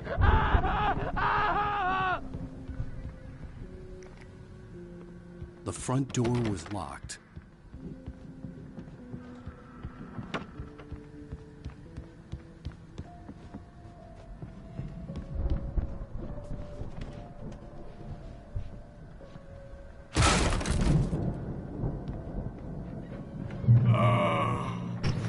I know you. You were in jail the other day. I went to the farm again for the moonshine, you know? It makes you see. They're not gonna miss it. They're in the loony bin. My buddy, Danny, I lost him. Something's gone wrong with him. It's not him. Like a real bad follow-up to a real good movie. The best friend's suddenly the bad guy. Who wrote this crap anyway?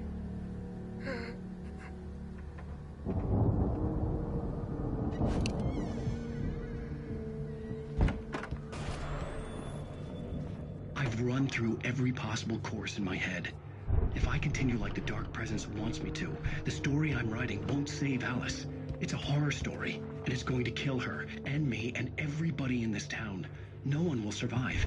Darkness will consume everything. This is what it's wanted all along. It will be free, unstoppable. It used Alice to get to me, dangled her in front of me to keep me going. It was never going to release her. I'm going to change this. I'll escape. I've written myself into the story. I'm now the protagonist. This feels like a terrible risk, but it's the only way to save Alice. I'll be bound by the events of the story just as much as anyone else who's been woven into it. The story must stay true for this to work. There have to be victims along the way, near escapes, cliffhangers. In a horror story, it can't be certain that the hero will succeed or even survive. He almost has to die. I'll write my own escape into the story next. I need help. Zane's going to be the one who will help me. I'll make it happen.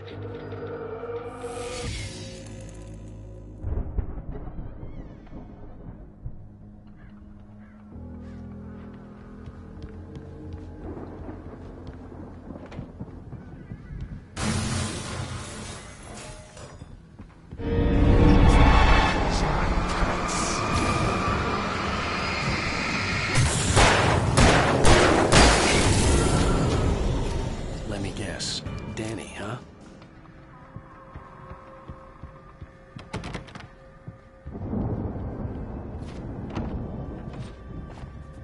The farm was still a good distance away. I'd need a car to get there fast.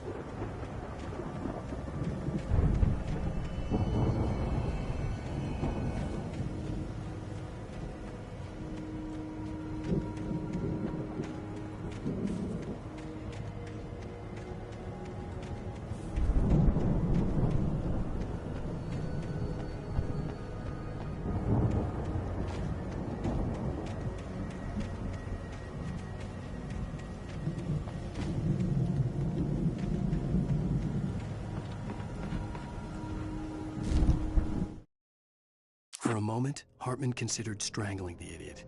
Mott was mean-spirited, but easily manipulated, an emotional infant who lived for his approval. Wake, by contrast, was a far more difficult subject. Mott had given him too much.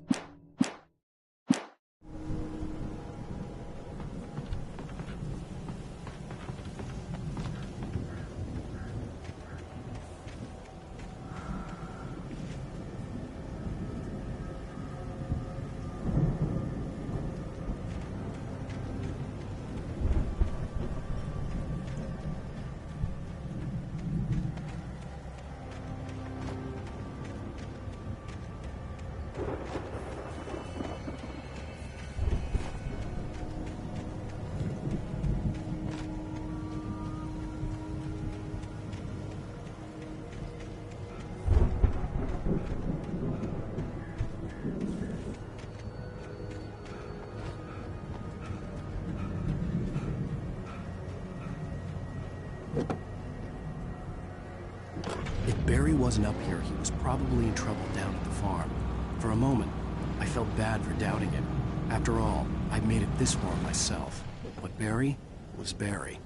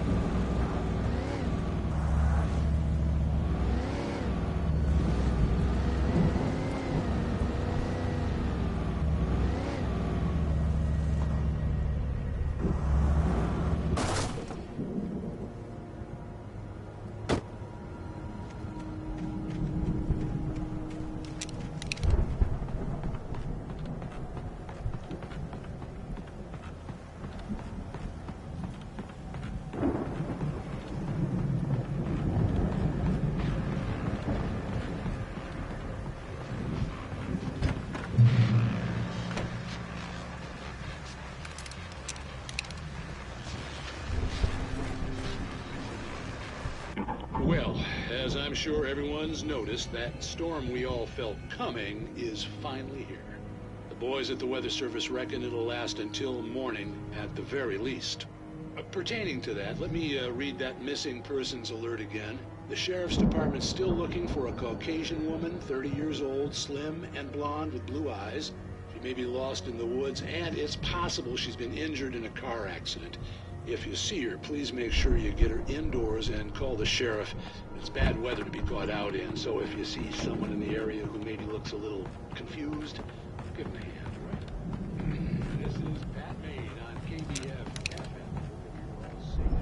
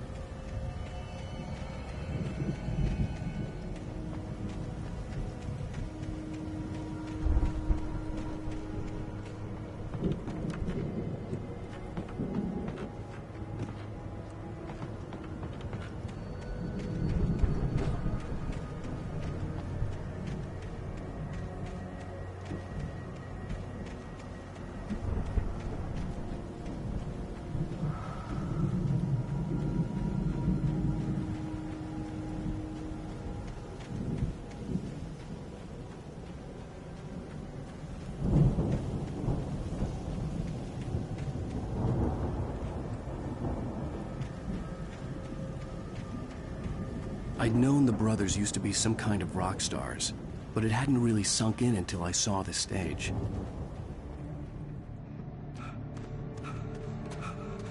Ow!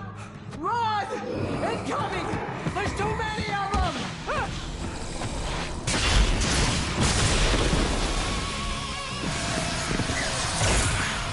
God damn!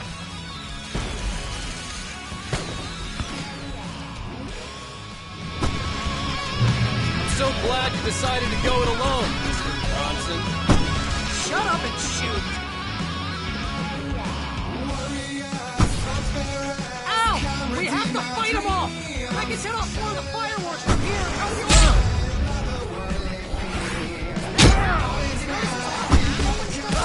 This place is stuck! Hold on! I'm trying to get the stage lights on!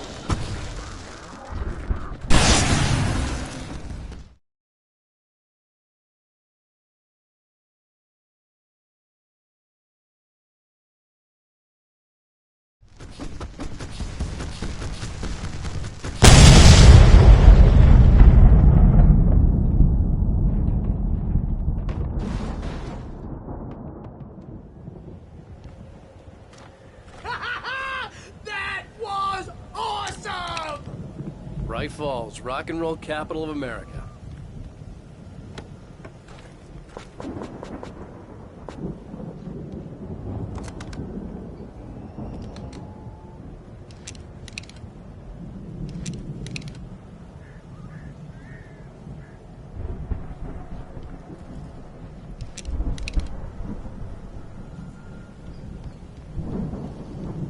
Hey, Al! This way to the farm!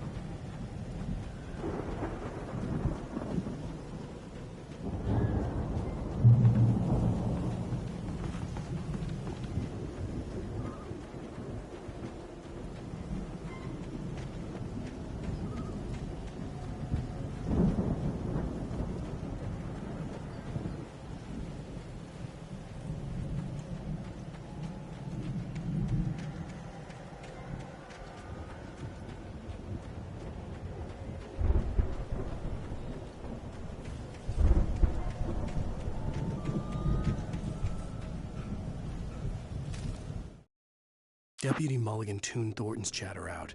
He didn't think riders were particularly useful people, and a huge manhunt for one struck him as idiotic. Certainly not worth the missed opportunity for coffee and pie. It wasn't even clear what the man had done, except run from them at the trailer park. Mulligan knew he wasn't alone. The sheriff's patience with the Fed was...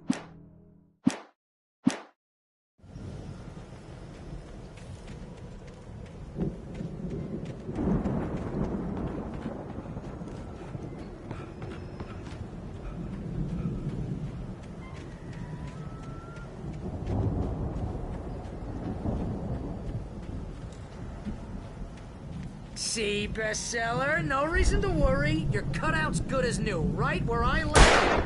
I'll come back for it once we have the place secured. Yeah, that's been my biggest worry all this time. We need to get this thing moved out of the way. This is as far as I got before they ambushed me.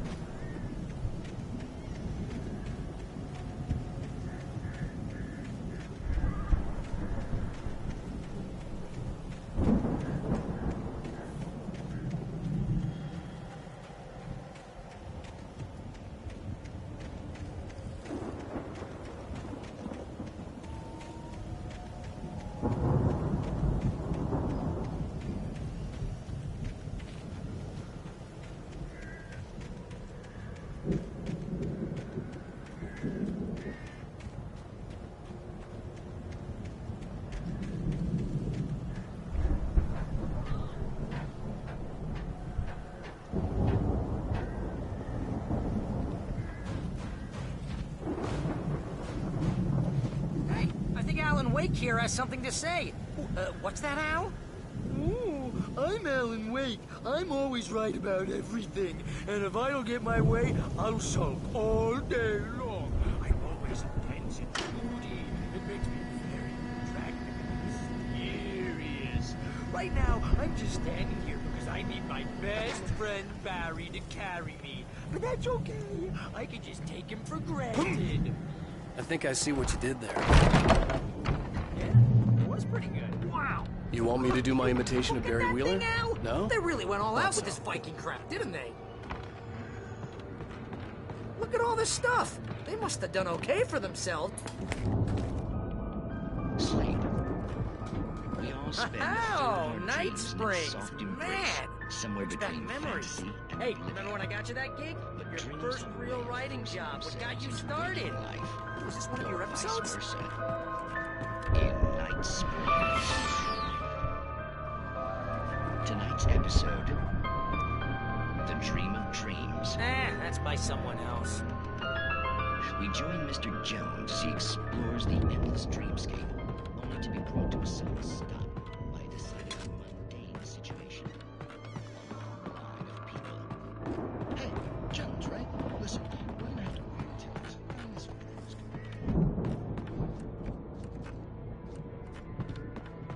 He's the guy dreaming us. Not just us. He dreams everything. All of us. Hey, no. I'm asleep. Isn't this my dream? Oh, yeah. Sure. Get real, pal. You're just another dream. I'm a dream. You're a dream. The weirdo in the diving suit is a dream. And the girl made of smiles and sunshine is definitely a dream. But I'm pretty pretty sure I'm dreaming this. Well, maybe you're a really confused dream. What am I, a shrink? All I know is I'm going with the smart guys, and they say that's the guy doing the dreaming. Right there. I don't know what that means. It means... It's 1976. Madness reigns at the Anderson farm. Contrary to all logic, the headiest ingredient of their moonshine is unfiltered water from Cauldron Lake. The Andersons feel like gods. Odin can't stop laughing. He contemplates cutting his eye out. Tor runs across the field, naked, shrieking, hammer in his hand, trying to catch lightning. Their songs have power. Something ancient is stirring in the depths, coming back.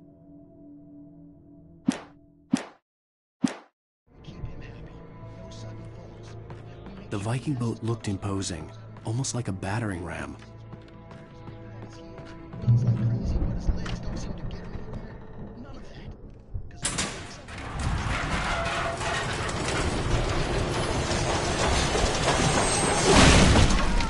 Good going, Al! Keep things nice and calm. Hey, something's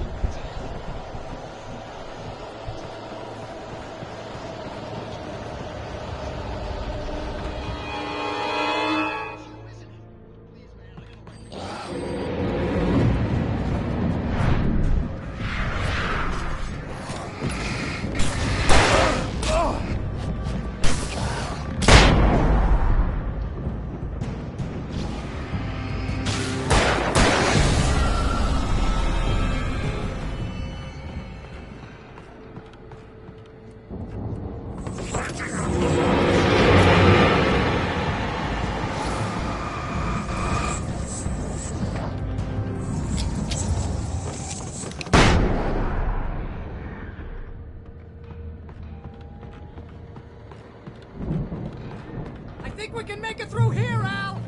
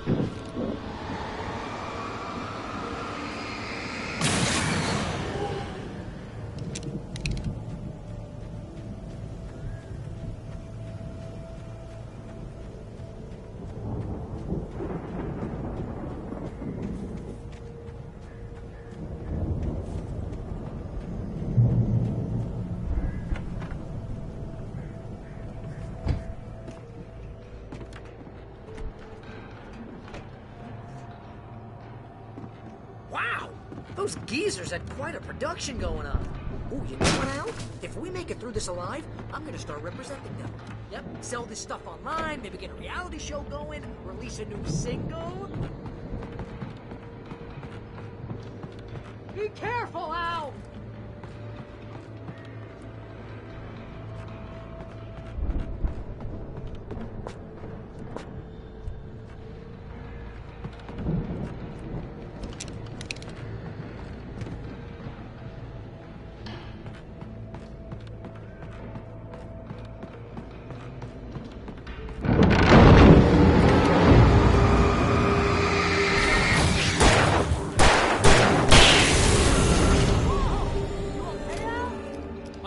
Keep your eyes open, okay?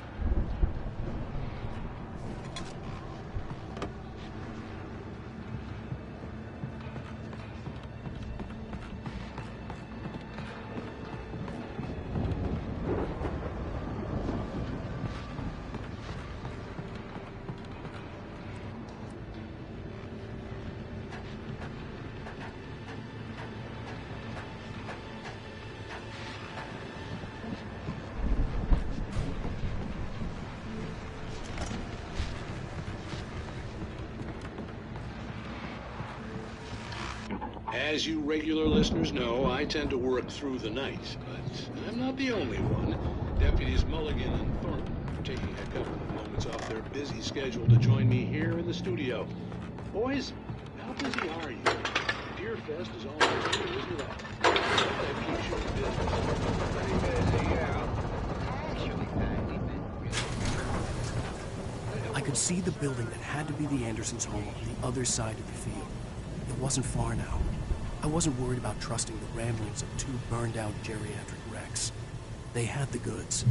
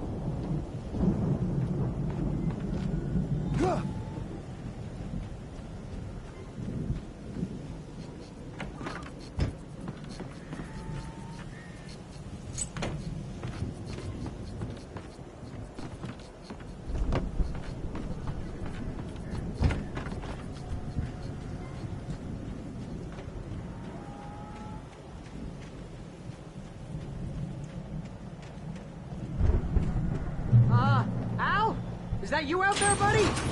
Yeah, it's me. Hey, let's go, man.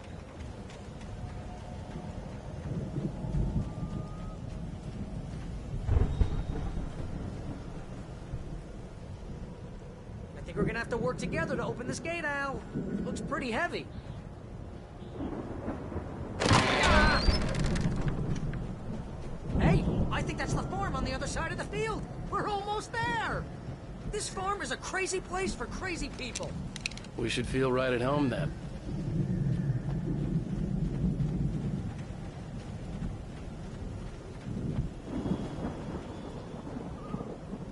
Come on, one more gate. Let's do this.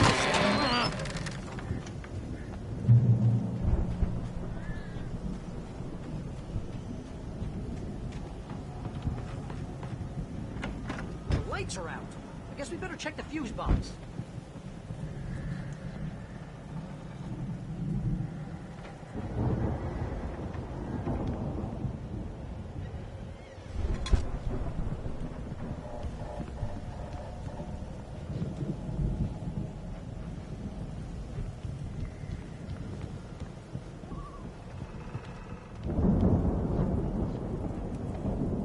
Downstairs was out, but I was sure I could fix that at the fuse box.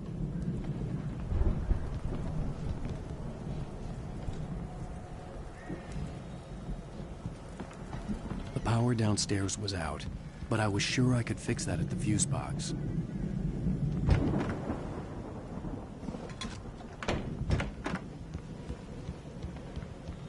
You know, this place looks kind of lived in. I thought the Andersons were in the booby hatch.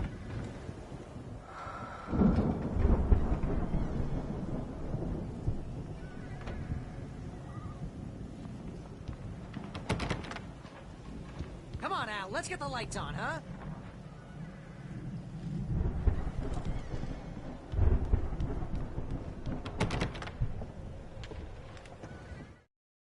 Again, Alice's screams rang in the stillness of the night. I saw myself run toward the cabin, flashlight in my hand.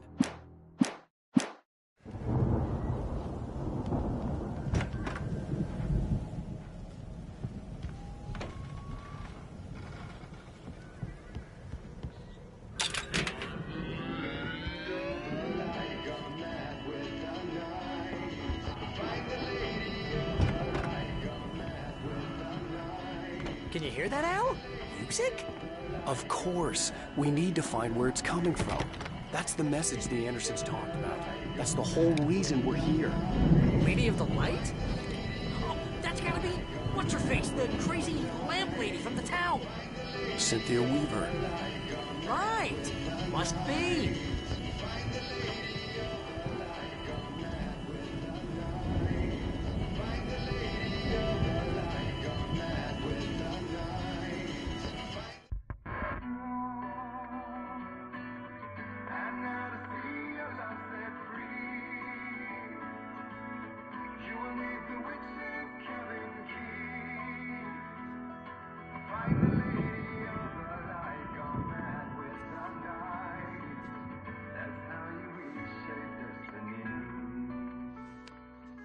Okay. We need to find Cynthia Weaver. We'll stay here for the night and head back to town as soon as it gets light. Hey, Al. Lots of hours before dawn. Might as well get some rest. And by rest, I mean drunk. Come on, Barry, this is... Yeah, what the hell?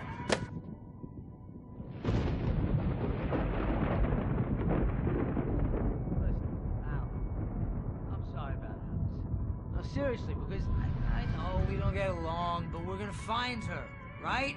And even though you're a crazy bastard, I'm gonna stick by you, no matter what, ever, Al. Sure, like a brother. I'm a writer, goddammit. Correct. If I just wanted to, I could write 10 books a year. And they'd be the best books that year. No, you couldn't. That's right, I couldn't. But I could, because I'm a writer. What? What do they put in this stuff? I feel like my brain is coming out of my nose. I'm gonna get the recipe off those coots and be a booze millionaire. I just miss her, Barry. I just want her here with me. I know, Al. I know. It's gonna be okay. We're gonna make it okay.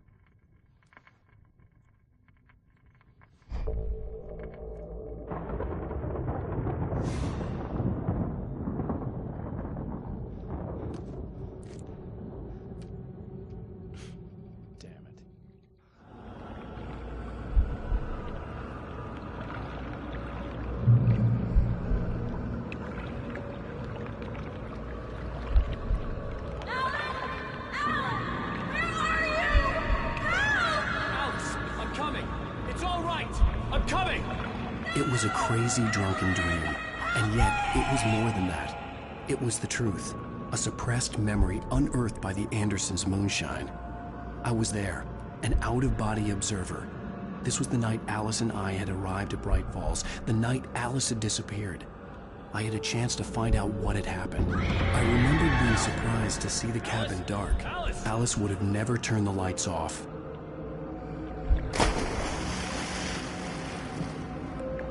I remembered thinking I caught a glimpse of her form underwater, sinking into the darkness. Diving after her was the last vague memory I had of that night. After that, the next thing I could remember was waking up behind the wheel of the crashed car and finding the first pages of the manuscript. Beyond this lost memory, there was nothing. I had to follow the footsteps of my past self to find out what had happened that night. I couldn't find her in all that blackness. I must have thought she drowned.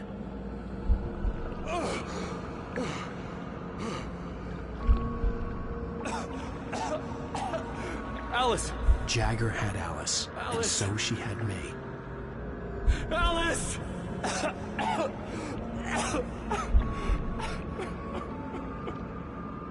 I'd been easy prey. Look at the cabin. Is there someone in the window? Alice? Maybe she didn't drown after all. Maybe she's inside. Alice! Yes.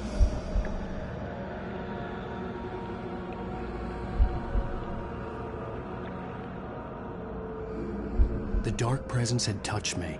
She had dug her nails into my brain and used me, made me her puppet.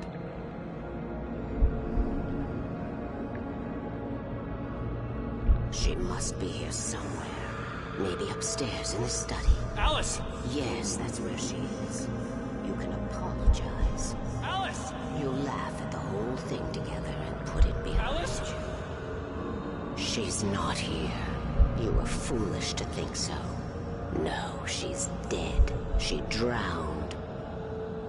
No, no, no! It's your fault your wife is dead. You are guilty.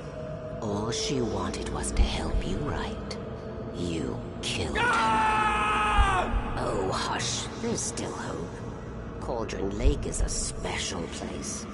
Here, you have the power to change things. She wanted you to write. I will tell you what to do.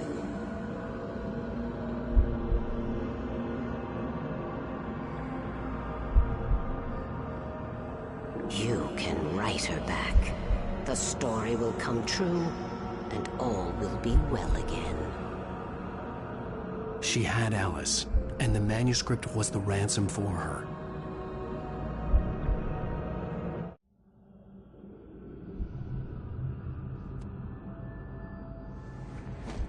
Yes. All right. I'll fix it. I'll bring her back.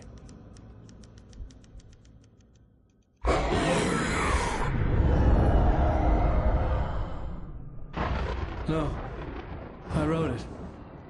I remembered it all now. In the dark, I'd written for days, a week, almost a complete manuscript of a novel entitled Departure. Jagger had been my editor, whispering in my ear, making sure that the unfolding story would make her more and more powerful. I thought I was saving Alice. Even with the cobwebs she put in my head, some part of me had been aware enough to write my escape into the story, to bring a light into the cabin to release me before I could finish, to interrupt the horror story before the ending, where darkness consumed everything and everyone. Zane was weak and far away, but I had written him into the story, and his light had been enough to set me free. It isn't here now. I'm here because it was written. I brought the light to set you free. You must hurry. It will know I'm here. It will be back soon. It stole the skin of my Barbara a long time ago. She looks so old.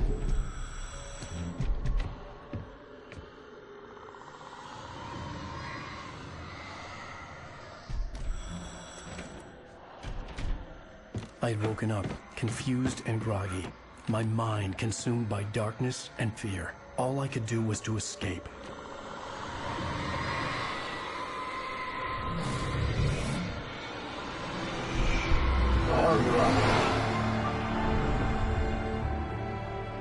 The week spent in the cabin had taken its toll.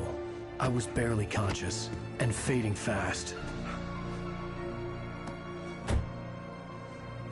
It had to have cost Zane terribly, thrown him even deeper into whatever dark place he now haunted. But he had managed to weaken the dark presence, kept me safe that night.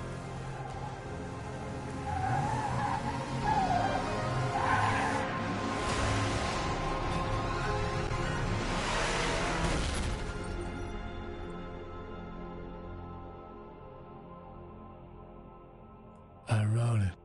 It's my fault. That's right, James Joyce. It's your fault, and you're gonna pay for it.